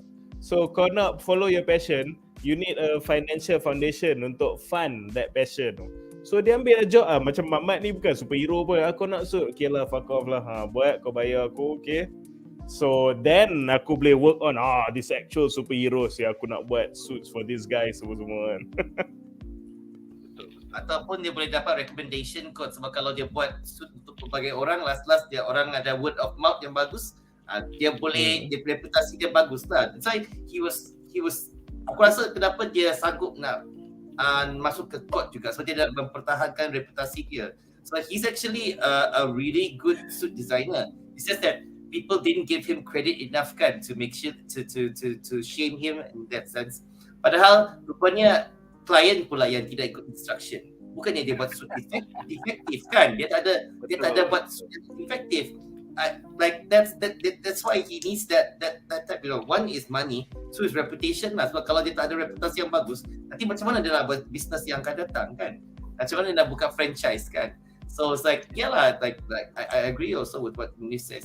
All of this is like very related, but especially when you see yang macam fashion designer punya cerita, macam The Devil Loves Prada ke, or even Ugly Betty yang macam TV series dulu kan, you boleh terasa macam mana the thing about the world of haute couture kan is very very intense, nampak cutthroat. As a fashion designer ni tak senang, memang tak senang sebab there's so much competitors out there. So aku rasa Luke Jacobson dia memang adalah the Edna mode for MCU lah. Maybe that's why they want to use this character for the future episodes and future movies ke something. Yeah, he's a very good choice lah for fan favorite supporting characters. Maybe not yet there, but he will be. I hope. Yeah. Rejected block cup. Gila tim apa nama tu? It feels ad-lib, you know. It feels like ad-lib, and it's not. I don't think it's something written. It feels so much ad-lib. Yang bila dia hug the thing, Betul? it feels so ad-lib. Doesn't feel like something that someone will write. So respect lah. Alright, soalan terakhir untuk segmen ni daripada Encik Chaos yang bertanya, does She-Hulk play any role in Secret Wars? I think in the original comics from the 80s tak sangat. Even the newer one daripada 2016 ke 2019 pun tak sangat. But she exists in the MCU. So most likely kita akan nampak another A-Force punya scene, either dalam Kang Dynasty ataupun dalam Secret Wars, and She-Hulk would most probably be in that A-Force punya scene. Sebab She-Hulk ni, kalau aku nak tambah lah, kalau kau cakap pasal big events, arcs and crossover storylines, tak tahu lah, at least the ones yang aku baca, She-Hulk ada tau, dia ever present tau. Tapi so macam the big fights dia ada lah, cakap background tu macam ni kan, macam dia not usually selalunya angkat rubble cari survivors. Dia tolong angkat rubble cari survivors. That's what she does. Betul. Tapi the macam but within that macam whatever crossover arc tu, kalau the storyline yang fokus on She-Hulk tu lah, aku tengok dia can deal lah in a lawyer capacity tu with the fallout of whatever the hell is happening apa kan. Alright guys, so dengan itu berakhirlah segmen kedua kita. Sekarang kita akan ke vlog menarik kita yang terakhir. Alright, so vlog menarik kita yang terakhir adalah tentang She-Hulk, Amuk.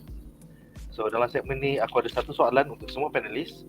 Apakah pendapat anda tentang She-Hulk mengamuk at the Lawyer Award Show kerana intelijensia telah gate crash dengan some fappening style sex videos yang kena leak So aku macam wow, this is so real. Kalau kau seorang Hollywood actress in the past 10 tahun, aku rasa iPhone kau dah pernah kena kena hack, and then kau punya gambar-gambar bogel kau ke Lawrence friend kau kena leak online. So this is so like meta gila. So apakah pendapat korang? Kita mulakan dengan Munif. Ya, apa the fappening 2.0. Whoa, somebody watch this one. High five. Okay, dia actually aku ada two sides of aku punya komen lah pasal dia mengamuk lah sekali ni. The good half is that dulu aku pernah puji masa yang Titania dia nak trademark nama She-Hulk kan. So kita nampak macam it's just like some stupid thing, tapi in the modern context, identity theft lagi-lagi dalam digital age sekarang ni is memang fucking scary tau. Lepas tu yang episod ni pula kau tengok macam okay, macam it's a sex tape and maybe kita tak boleh relate pasal no one cares about your sex tape, tapi kau cakap celebrity kan, macam that's a really career killing, macam really scary punya, it's a big deal lah. It could make or break you. In the case of Kim Kardashian, it made you lah. So aku suka the fact yang dia pakai this modern issues as a threat tau. So as we know, this is a rom-com, benda ni pun is a chick flick, benda ni is a sitcom. So the stakes tu tak ada lah macam Nikki mati ke, ni kawan-kawan mati ke, your parents mati ke, tak ada lah. So it's a sitcom kan, so they cannot do stakes in that way. Tapi when they do stakes in this way, bagiku it's very smart and it's definitely acceptable. And macam kata adalah weight sikit tau. So aku suka episodes yang ada weight macam ni. There is something at stake. It's still a funny episode. It's still a light-hearted episode. Tapi it's still a superhero show. So bila ada something macam ni, then that's why I think we highly rate this episode pasal ni lah. This is why we like macam MCU in the first place. Stakes, a test of character, and then how they resolve macam benda yang terjadi tu. Janganlah macam completely weightless kan. So yeah, I really like this angle yang dia orang ambil ni. It's a good compromise, stakes within a sitcom. So this is the way to go in a modern sitcom. Cumanya on the other hand, bukanlah kata negatif ke apa, tetapi aku rasa dengan ini secara rasminya kita boleh maybe forget about the leader appearing kot dalam show. I got another theory. Don't curi my theory. Pasal in fact aku tak nak pun ada the leader, aku tak nak ada Red Hulk, Red She-Hulk, aku tak nak ada semua ni pasal it be very very demeaning kalau dia cuba get to She-Hulk by using a sex tape. So, macam bayang the leader dia, layan dulu sex tape ni. Okay, lah tu kita malukan dia. Jangan elok korang tak ada terus lah. Itu bukan intelligent tu, itu yang paling belakang. So aku rasa macam tu lah. Bagi aku yang rasa sayang sikit sebab aku punya speculation, Tia tengok Abang Ferris ada teori dia. Cuma aku punya speculation is that you know what, intelligentsia is also a joke lah. Most likely. Sebab most likely this is led by thought. Yes, that's my theory. By thought. I don't give a fuck about thought. Lepas tu macam I think it's Todd and Eugene tu. Dua-dua sekali. Okay. Very sweet. Itulah. So itulah basically tu macam on one hand aku suka because it's a creative way untuk having stakes but in a modern day sitcom. That's very smart. But on the other hand, it also kills the whole intelligentsia thing lah dengan orang duk speculate sebab dia the leader lah apa semua kan. So it's just another fake out lah. Dia guna the name of a very popular and established villain punya think tank in the Marvel Comics yang berjaya take out Incredible Hulk pun. Okay, this is a big deal lah. So dia pun ni big deal tapi macam it's probably gonna be another boner thing. So just manage your expectations. I'm managing mine. Just this is the final leg. Let's just get this over with. So just manage expectation masing-masing.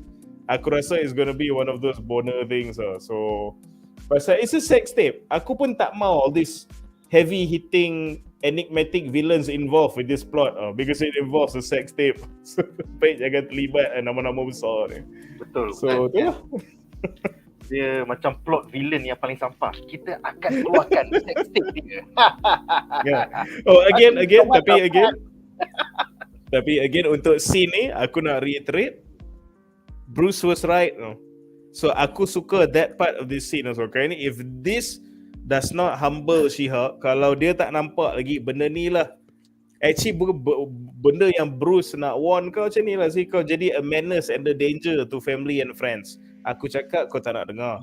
Kau cakap you had it all under control because you were catcalled and being mansplained kan. But you know Bruce has faced cosmic threats. He leveled a city. He attempted suicide. Girlfriend dia mati suicide. You know, come on lah. Sometimes you tak boleh tunnel vision and me sangat. Even if it's a guy telling you something, but with well intentions, why not? Doesn't always have to be us or them kind of thing kan. So aku tak tahu tu sengaja ke tak sengaja. This whole thing written in this show to kind of show yang dia sebenarnya salah for undermining Bruce. But whatever it is, I think that message is there lah. So it's good lah to me. It feels more real than this just being a very very forcefully macam feminist punya show kan. So I kind of like this.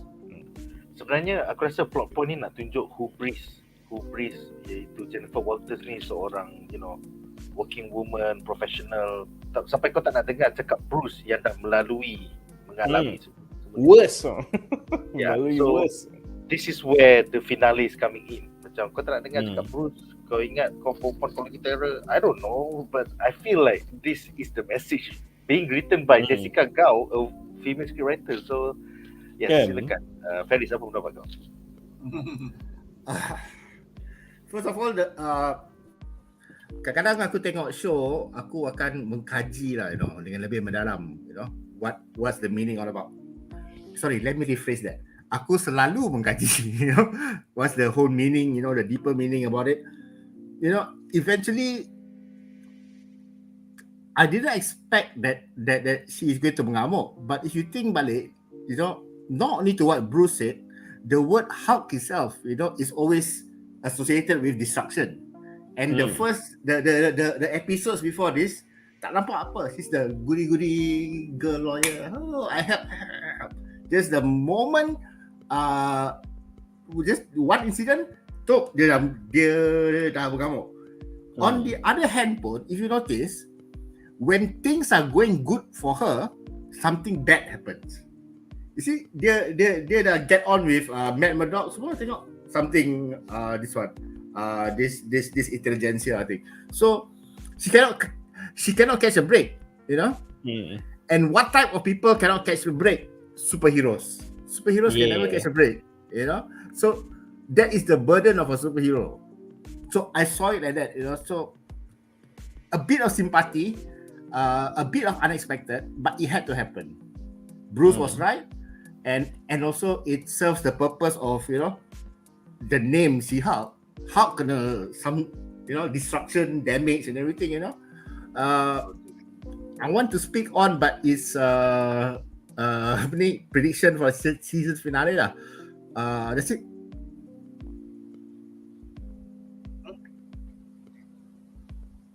All right.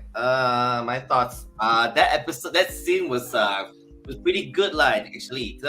Tiba-tiba finally we get a savage She-Hulk. Selama ni selalu orang kata apa rupa savage She-Hulk ni. That's actually one of her first appearances in the comics, di mana dia punya baju pun dah koyak, semua benda tu kan. And then like she was like really like macam the female Tarzan, macam dah jadi feral. Yeah, very feral woman sampai rambut dia pun macam tu kan. But in this case dia tak boleh tak koyak baju tak apalah, tapi nampak dia punya rambut pun macam dah kusut. So nampak macam, you know, nampak macam dia tak terurus, dia punya emotions is very out of control. Sampai dia nak naik berang, dia jerit, dia teriak, dia buang orang humban semua ni. DODC pun tak dapat lawan dia. So it's like, you know, I understand why they need to put the DODC lah, because they have been appearing since multiple episodes of the Disney Plus series and also in the movies for quite a while.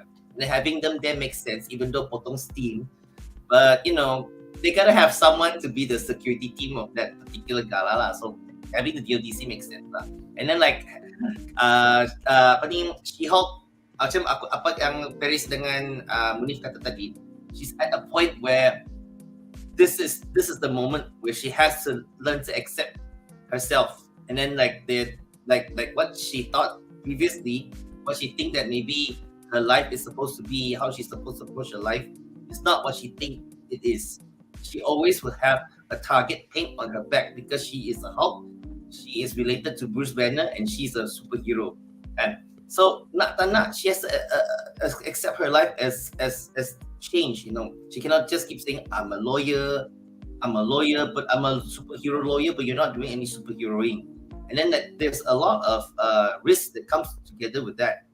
Macam dia berkata tadi lah, anonymity is actually very, very important. Kalau you keep your identity safe for the safety of of others, you know, to protect your loved ones, not just to protect yourself, kan? So that's why kita ada tu Sokovia Accords lah, yang di mana Tony Stark dengan Captain America dengan Steve Rogers mereka berlawan sebabkan identity to protect the identities, kan, that lead to civil war. So macam ni kan, like what happens to Jennifer Walters is supposed to be I feel like she needs to take heed of what happened before lah. Kalau dia betul-betul faham dengan apakah perjalanan cousin dia dan betul-betul simpati dan betul-betul, I hope that she can really learn something from that lah, because like dia macam terasa macam dia tak kena lagi, dia tak terasa lagi, so that's why dia tak berapa belajar. But I hope that through all the things that she have been through, all of these episodes,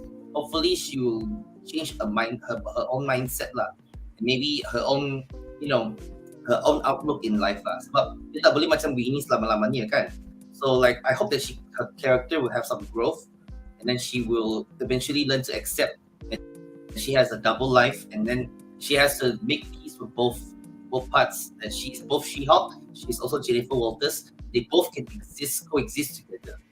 Despite all the things despite how people hate her how people try to ruin her with this revenge porn thing kan, daripada intelligentsia ni, which is so very juvenile and very college bros punya style kan. tak macam superhero besar langsung macam college bros yang sengaja ambil daripada apa ni, you know, like you know, who's the girl that you fuck with last night, and we're going to expose her apa ni, her sluttiness to the whole world sampai mereka panggil dia slut Hulk lah semua benda tu. Of course lah, this is run by Todd lah, sebab Todd ni selama ni nak She-Hulk, but dia tak dapat She-Hulk, then he wants her blood to do something, maybe to make himself as a Hulk or to produce multiple Hulks.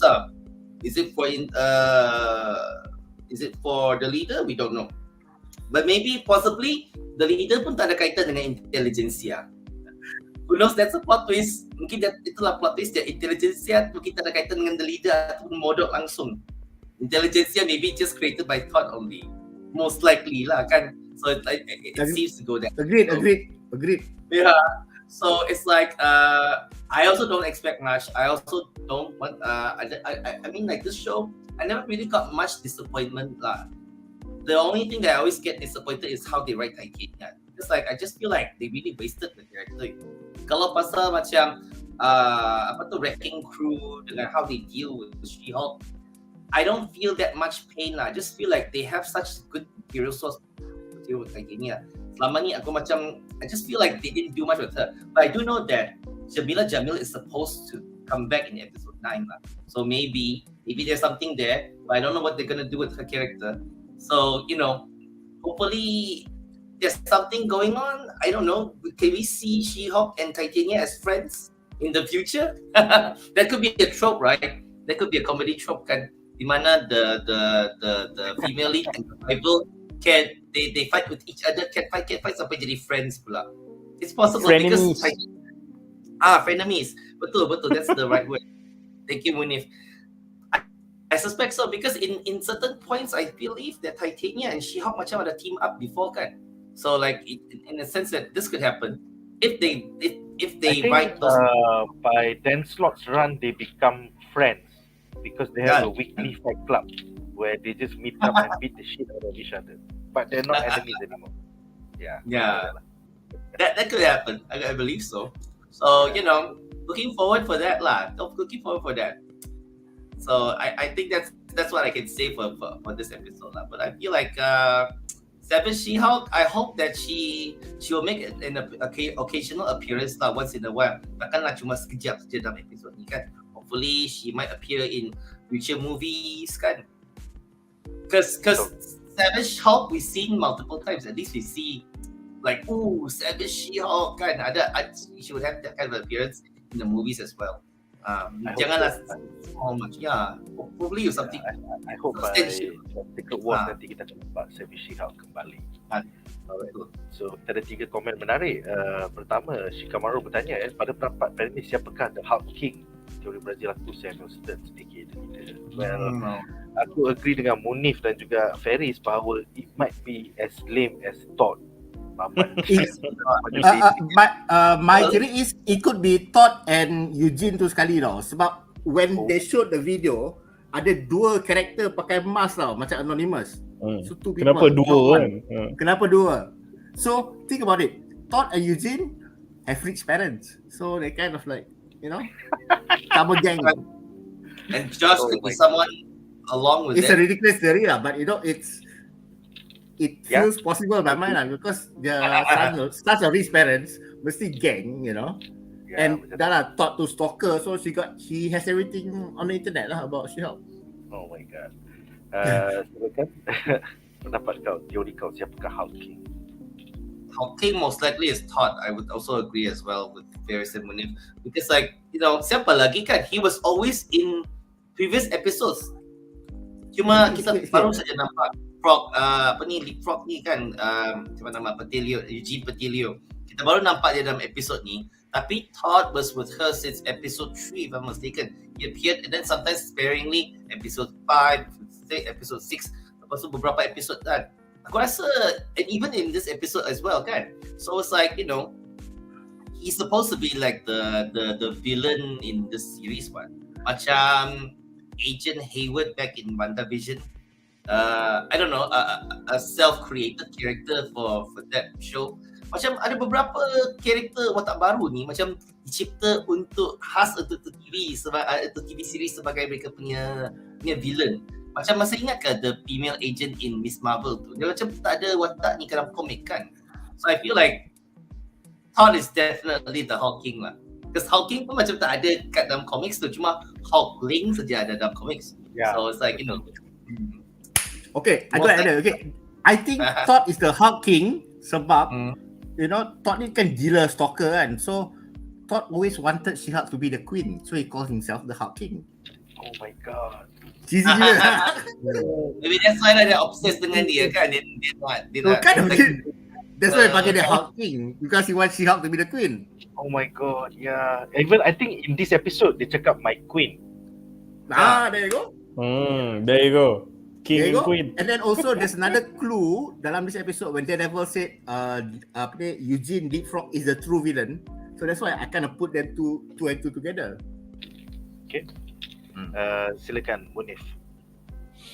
Dia okay lah. Since thought memang is a popular theory and aku rasa pun dia juga. Tapi just maybe aku letak something to think about lah. Aku tak tahu lah. Aku rasa yang ni pun aku yang just pala tahu, just nak add a new dimension. Kalau going by apa yang aku dah tengok dalam series ni so far, aku rasa tak mustahil kalau Titania is involved in some capacity. Pasal kita tengok, aku rasa dia bedah beberapa episod tu aku dah cakap kenapa they keep putting Titania in the mix. So aku cakap mula-mula dia kalah dengan She-Hulk with one punch. Lepas tu dia macam up the stakes, datang nak curi identity She-Hulk, nak trademark punya name. And then dia up the stakes lagi, dia literally crash you punya personal life, masuk lah kau punya kawan kau punya wedding, lepas tu buat hal kat situ kan. So to a certain extent kita boleh kata She-Hulk ni pula Titania ni dia been upping the ante tau. And then assuming ni kerja Titania ke yang last kali, and she is behind Intelligentsia. So the next step of upping the ante tu would be a fucking sex tape lah untuk destroy orang kan. So it's petty, which is in line dengan Titania punya modus operandi, and it's also an escalation of the things yang dia dah buat before. And also the showrunner dah tunjuk macam dia pun memang Titania is a recurring villain kan. Dia muncul dah 3 kali, dia duel lah so to speak dengan She-Hulk kan. So takkan habis on a whimper in the middle of the season tiba-tiba kan. So aku rasa kalau dia bukan outright mastermind behind Intelligentsia pun, dia involved in some capacity. In fact, kenapa? Sebab kita tahu Intelligentsia tu is made private and orang pun tahu pasal the Hulk King kan. Maybe Titania purposely thought Hulk King is in fact untuk throw people off. Ingat number one suspect dia lelaki kan. Tentang padahal this is her upping the ante. So at the end of the day, maybe conclusion kita tengok She-Hulk yang dah savage, yang fully embrace her full prowess, versus dengan Titania yang kali ni is powered by the She-Hulk punya blood yang dia dah curi tu ke benda ke. Then we will get a proper She-Hulk versus Titania at the end. So tu aku punya suspicion lah. That's a good one, but can I remind you, Munif? I mean, it's a good one. TV budget tau. If you want a big fight at the end, that's why my theory for Abomination aku buang. Sebab tapi kau kena consider they gave us Jack throughout the series tau. Probably the budget is for one big CGI brawl at the end. Could be. Yeah. I hope it's not in a parking lot lah, you know. I mean, that is parking lot dengan mengejar tak ada kereta dengan pejalan kakinya baik. Orang ni pandai betul. Most likely do it in the dark kan, sebab dia nak cover CGI tu. That's why they will do it in the dark. When Nick asked the next question, I give my theory like I give you all. Alright. Sebab Nick tak dengar tadi. Alright. So kita ada beberapa soalan menarik. Aku akan bacakan sekarang. Pertama adalah Ismail bertanya soalan, adakah Sokovia Accords tu dah tak ada? Yes, dalam cutscene tu kita dapat tahu daripada membedah bahawa Sokovia Accords has been repealed. Maksudnya superhero tak perlu register dengan government dan tunjuk dia identiti lah. So yes, Finally. my Sokovia Accords. Seterusnya Eki Hakim bertanya, is the old cast from Netflix Daredevil coming back to Disney Plus? We have no idea yet. Daredevil Born Again is currently in script writing stages, so we don't even know who's going to be in the storyline because script tak siap lagi. And korang rasa will be another origin I think story. it's going to be an origin story again. Can I give my Banyak episod tu, betul? Besar banyak episod kan? It might be. Yeah, And because pasal dia kata Born Again, so it'll be the MCU vision. So silakan Faris. I mean, it can. I mean, when Tobey Maguire had the origin story of Spider-Man, lepas tu bila Tobey dah habis, they tell the origin story again. When Andrew Garfield was Spider-Man, tapi dia tukar sikit lah, you know. So I suspect, even though I haven't seen the Daredevil Netflix series, they still have to tell the origin story again because it's a totally brand new entity. But I suspect they are going to dia akan buat macam non-linear tau. You have Matt Murdock in Hell's Kitchen today, tapi certain episodes dia akan flashback to how he became all the accident and apa, you know, certain episodes. So it will be, you know, episode 1, 2 fighting the villain, you know, episode 3 he deals with family problem, you know, and then we start to know whatever history of Matt Murdock. So macam tu lah dia akan campur aduk. So it's still an origin story tapi dia susun lain sikit. Non-linear is the way to The non-linear. That's why 18 episod gila. Lepas tu kita dapat tengok yang pelakon Karen Page pun dia duk melobi kan nak ni, meaning the original cast tu memang depa tak tahu depa nanti masuk tak sebab these actors pun tengah melobi nak masuk. Tak tahu dapat ketaan. Kalau pada penonton, kalau pada She-Hulk, macam kita tengok She-Hulk is linear tau. It's from the start dia tu sampai dia habis. So it's linear. When it ada powers to this one. Macam itulah. Alright. The last two questions, Rahman bertanya, panelist dalam komik Civil War, She-Hulk team dengan siapa? Iron Man or Captain America? Jawapannya adalah She-Hulk was on the registration side during the Civil War between the superheroes, fighting alongside Tony Stark. So yes, She-Hulk was like pro registration. Lawyer mah, so tak terkejut. By the law. The law. Alright, final question untuk segmen ini. Katri Degree bertanya, Kingpin boleh masuk tak? Macam Hawkeye datang sekejap je. Dah final episode dah bro minggu ni. Tak ada masa nak masuk Kingpin lah. Sorry bro. Nanti dalam Echo dengan Daredevil dia mesti ada lah. Nantikan Echo. Alright guys, so dengan itu berakhirlah 3 plot menarik. Sekarang kita bakal bincangkan harapan kami bagi episod terakhir minggu ini.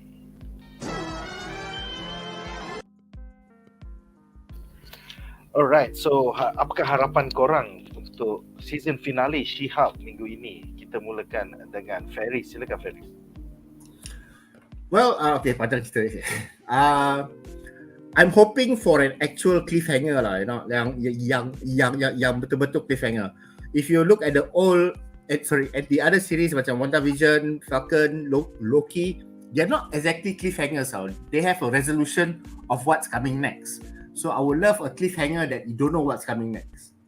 My theory for episode 9 season finale is, all this while we have seen She-Hulk, you know, as the good person, the nice person, you know, she's friendly to everybody loves her and everything. But just this moment of madness in episode 8, everyone is seeing her as a threat. So eventually she will be brought to court, you know, she'll be deemed as danger to society, and then no matter how she fights that she is right, you know, she will end up be found guilty because remember the boss cakap dalam episode ni, you know, they are rich, you know, we want their money. So assuming that Eugene and Todd are intelligentsia, you know, of course the boss would side them because they have the money. Their parents have the money. So Jennifer Walters, She-Hulk, will lose. So the moment the court finds that She-Hulk is a danger to society, she will be sent to Emil Blonsky punya rehab. And that's your ending there. And why I say Emil Blonsky punya rehab? Sebab episode 7, we are reintroduced again to Emil Blonsky when we already see him in episode 3. Correct.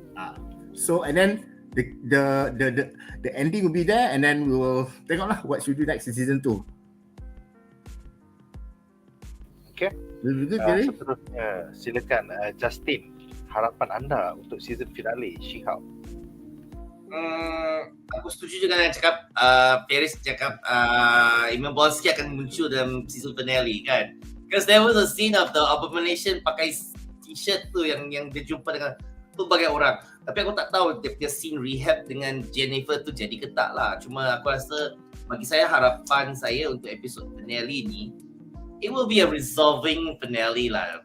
I'm not expecting cliffhanger lah, tapi kalau nak betul-betul, I was hoping that there was a resolution, because like the resolution should be finding out who's intelligentsia, and then how are the other characters involved. Is Titania really involved with intelligentsia or not? Or what's the capacity of the wrecking crew? Is there a giant plot behind this? Like, is everything will be revealed or will be resolved at the end? Macam mana She-Hulk akan deal dengan Josh yang ghosted her and used her kan? I wouldn't want to see that lah, definitely. And then like how to say macam mana they bring everything lah. Hopefully we'll see Wong. Who knows? Maybe Wong will appear again. But aku tak expect sangat lah. Kalau ada Wong, ada Madison, will be nice lah for the final for the finale. And then like hopefully the episode will be a bit longer. And then have more fight scenes, court cases, fight in courts and then fight outside the court. Hopefully there's something there, something substantial, something to really hold on to, that will be like, wow, She-Hulk ended on a very high note. Kalau dia tak end on a high note, at least on a respectful note. I don't expect much lah, just hopefully it ends gracefully lah, in a sense lah. For season 2, aku tak nak cakap betul-betul akan ada ke tak, but I just don't think they have a season 2 in mind. But if they might have, maybe good luck to the writers writing the show lah, because like, I don't know what's going to happen next, but I hope that it will be done in a peaceful, respectful and graceful way. Alright. Seterusnya Munif, apakah pendapat kau tentang ada leak footage Hulk lawan Abo the last episode? Adakah ini paratau ataupun real? First kali aku rasa tu memang paratau lah. So kau tengok the trajectory tu doesn't make sense. Dia lagi make sense kalau dia gaduh masa awal season and in the process of reforming or rehabilitating Blonsky lah kan. Tapi Blonsky dah awal dah tunjuk dia dah okay kan apa semua ni. So kenapa dia pun nak macam dual lah, doesn't make sense to me. Doesn't make sense. The trajectory of that story lah. Tapi kalau on aku punya harapan pula, aku punya wishful thinking side akan cakap macam ni lah. Aku continue daripada teori aku tadi. Aku cakap maybe Titania is involved in some form, and maybe kita dapat tengok the proper fight between the two. So as we know, the first fight habis with one punch. The next one is a court battle for the Hulk name. Seterusnya, it was a brawl at the wedding yang ended macam quite lame. Macam dengan gigi patah, terhantuk lantai apa semua. So maybe yang final ni kita nampak benda sex tape ni is escalation of pettiness, which is still within Titania punya perangai. And then pasal intelijensia cucuri darah She-Hulk tu. So hopefully, sebab kalau kau tengok Titania dalam comics, dia pun besar tau. She's basically a gigantis. So Titania yang kita tengok so far is just macam is a regular size woman kan. So maybe bila dia utilize darah She-Hulk yang dicuri tu, dia dapat jadi the Titania yang physically as imposing macam She-Hulk lah. And then kita akan dapat that maybe dia berkumpul budget untuk that big CGI brawl at the end lah. So Make sense. yang ni aku punya wishful thinking lah. Yang ni aku punya wishful thinking pasal honestly kalau kita ground balik diri kita ke reality, most likely memang Todd punya kerja and dia akan jadi Bonner punya ending lah. So from a realistic punya standpoint, aku tak nak berharap sangat on the final episode sangat. Kalau dia betul-betul best jadi teori macam cakap, I will be pleasantly surprised. Aku kan enjoy. Kalau it's just Todd and then it's another joke fest, I won't be too disappointed sebab aku dah prep diri aku. Tapi aku punya true harapan is actually beyond the series. However it ends, aku nak tahu what does this mean to the MCU at large. Or of course it doesn't have to be earth-shaking lah. It doesn't have to be earth-shaking. This is a sitcom, this is just about She-Hulk. Tapi macam set things up for something to happen in the greater MCU, at least bukanlah cosmic scale kan, tapi maybe involving certain characters ke apa ke. Sebab aku repeat aku punya stance ni banyak kali cakap, the strength of the MCU is the connectivity.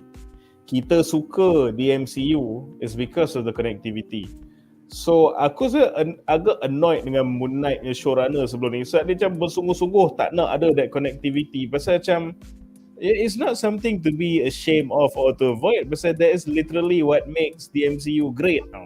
So aku harap untuk She-Hulk ni, however you end the series, whether dia macam Ferry cakap the cliffhanger ke, and then Justin cakap Justin doesn't really prefer cliffhanger ke, but however it ends, make it mean something to the greater MCU yang not on a cosmic scale, but maybe at least involve certain characters ke, upcoming series ke macam tu lah. So sebab bagi aku the best parts of the She-Hulk punya show ni is when dia sentuh the greater MCU sikit. Macam dalam Daredevil of course lah semua orang suka, and then bila dah lah Daredevil tu dia mention pasal Sokovia punya Accords which was at the base of the Civil War. Lepas tu masa dia tengok-tengok internet tu nampak the Celestial baru muncul sekerat dekat laut tu. Lepas tu ada Wong, lepas tu involve dengan Hell lah apa semua kan. So is the chatter on the internet is that She-Hulk ni series dia generally macam kena pan lah by mostly critics kan. Tapi even so, bila dia sentuh this cubit-cubit these parts of the greater MCU, those are actually some of the good scenes, the good parts, the good characters datang dari situ tau. So yes, aku punya final hope is that end the series however you seem fit, tapi make it mean something outside of the She-Hulk bubble sikit, because it's not something to be, it's not a cop-out or cheap punya fan service or whatever, pasal this is the strength of the MCU, the connectivity, link it up to something. Can I tambah tu, Munif? I agree with you, Munif. Okay. I can tambah my prediction lah. Aside from sending Jennifer Walters to rehab, we have a scene that confirms Todd and Eugene, or maybe Todd alone, is intelligentsia. And then the final scene is he is actually reporting to a higher power, a higher villain. You know, so you have a scene of maybe the leader sitting at the desk, you know, Todd datang bagi kertas, oh have you done it? Habis cut, you know. But it doesn't have to be the leader. It has to be someone that kita dalam MCU dah kenal. A big bad. I mean, I don't know who they're going to spring surprise lah, you know. It could be the leader, it could not be the leader. But I agree you 100% Munif. Has to be some connectivity at the end. Ada sikit lah. So it should be a meaningful punya connection. Janganlah macam kan. Knowing based on our knowledge and my knowledge is mana-mana franchise pun, you know, you have a villain that always a bigger villain on top, you know. So if Todd is the villain for this show, he is reporting to someone and we actually see that scene. Yeah, something macam tu kan. Something macam tu. But please don't put it in the post credit. Kalau dia letakkan post credit aku marah. Just letak before the titles. Kau jangan letakkan post credit aku. Post credit benda lain. Hopefully semua yang ternampak selama ni, Titania, Eugene, Todd, Josh, semua ni ada kaitan. Maybe Todd report to Titania, you know, for all we can. Boleh jadi something like that kan. Tapi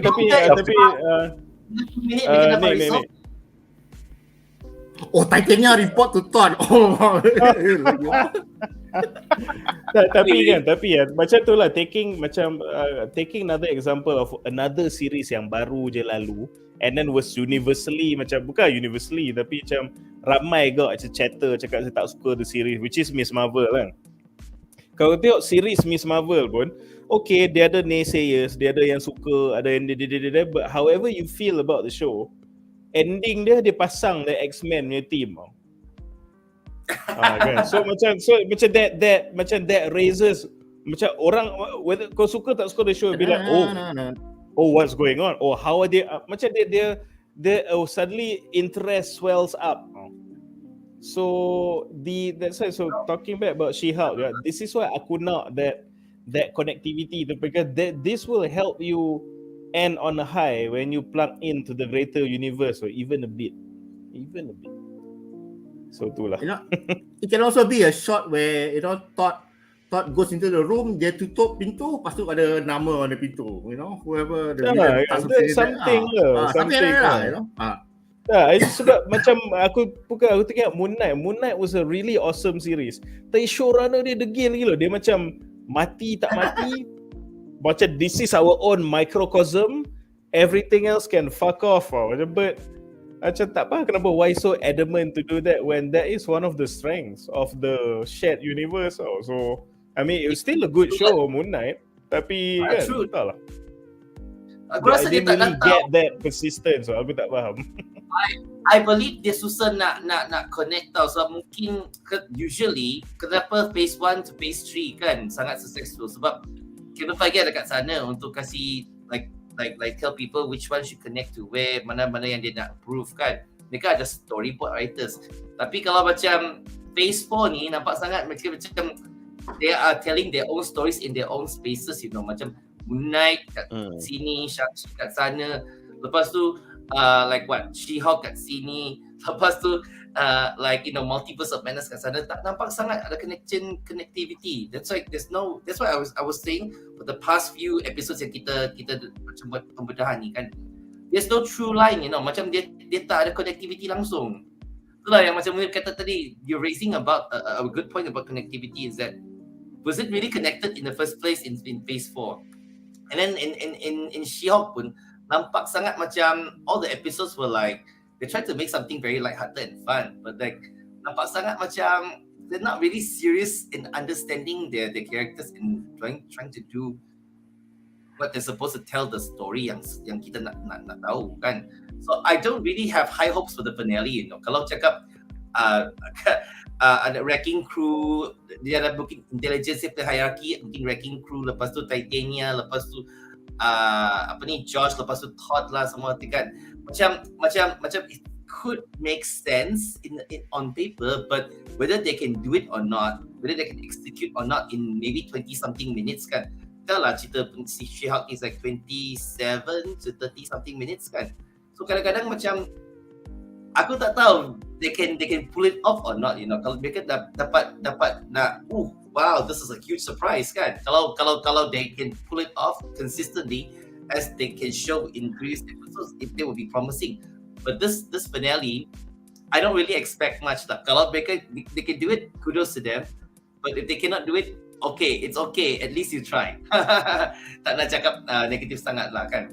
So it's like, at least you try.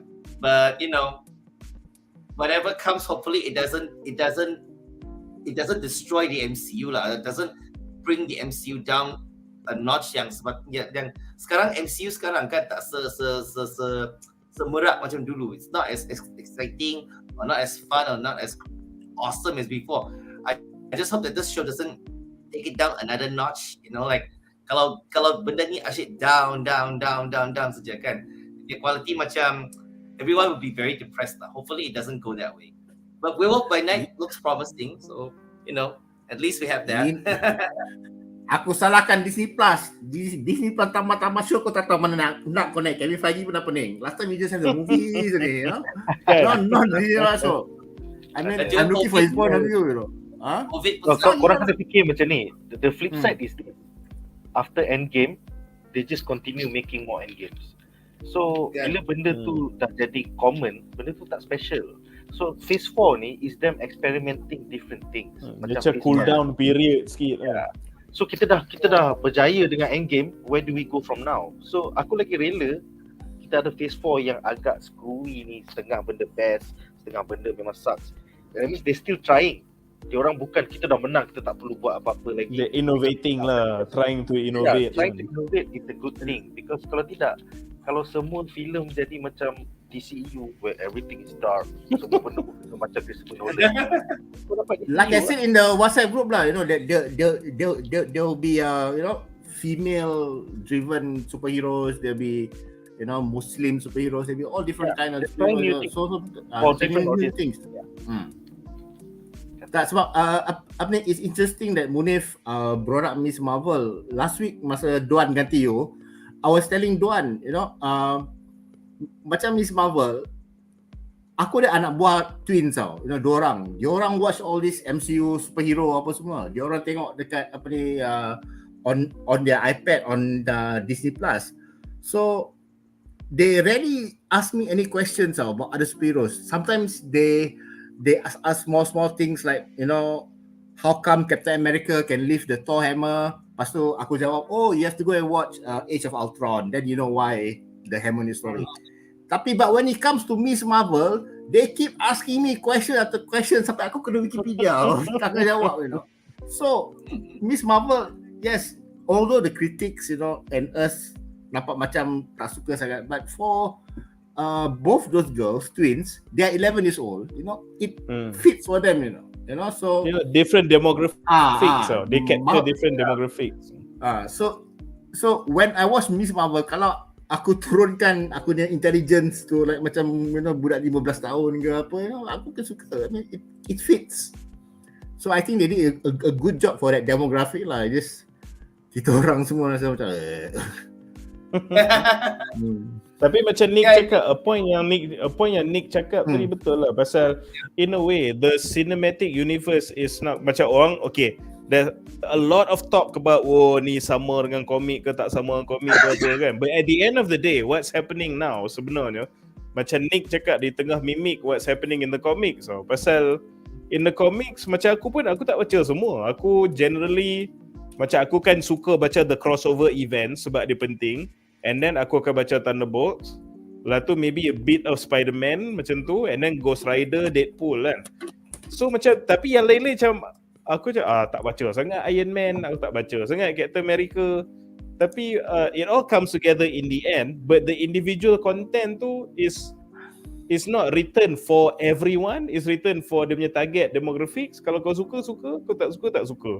So in a way aku rasa what's happening to the MCU, especially phase 4 ni, dia jadi macam tu, dia ada lambatkan content, and especially the TV series ni, but the TV series is hit and miss, and not because of macam mana, but it's by, to a certain extent it's by design lah, sebab we are targeting these guys.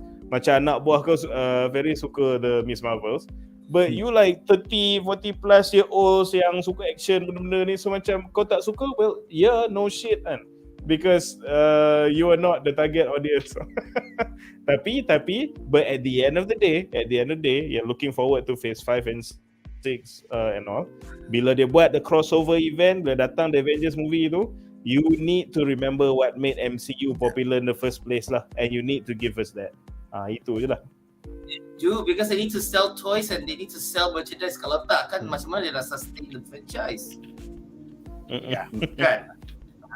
Alright guys, so aku rasa dengan itu berakhirlah tentang She-Hulk malam ni. Terima kasih kepada para panelis kita, Ferris, Kaki Film, baju koyak aja, Kaki Review, dan juga satu episod. Terima kasih juga kepada korang yang rela menonton selama 2 jam. Thank you guys. Join us this week untuk siri-siri live stream yang lain. Aku rasa kita ada banyak yang kita orang plan untuk minggu ni, tapi tak sebanyak. Macam aku rasa minggu lain kita ada 6 sesi, tapi minggu ni Abang Hadi kita cuti kejap. So that's why kita tak ada sesi untuk hari Sabtu. But tomorrow kita bakal membincangkan House of the Dragon episod 8, dan hari Rabu kita bakal bincangkan The Rings of Power episod 7. Hari Khamis nanti most likely kita akan tengok edisi trailer yang terbaru daripada seluruh dunia, Dan hari Jumaat kita akan mulakan pembedahan Spy Family Season 1 Part 2. So itu saja untuk malam ini guys. Terima kasih kerana sudi menonton. Majulah fandom untuk negara. Bye guys.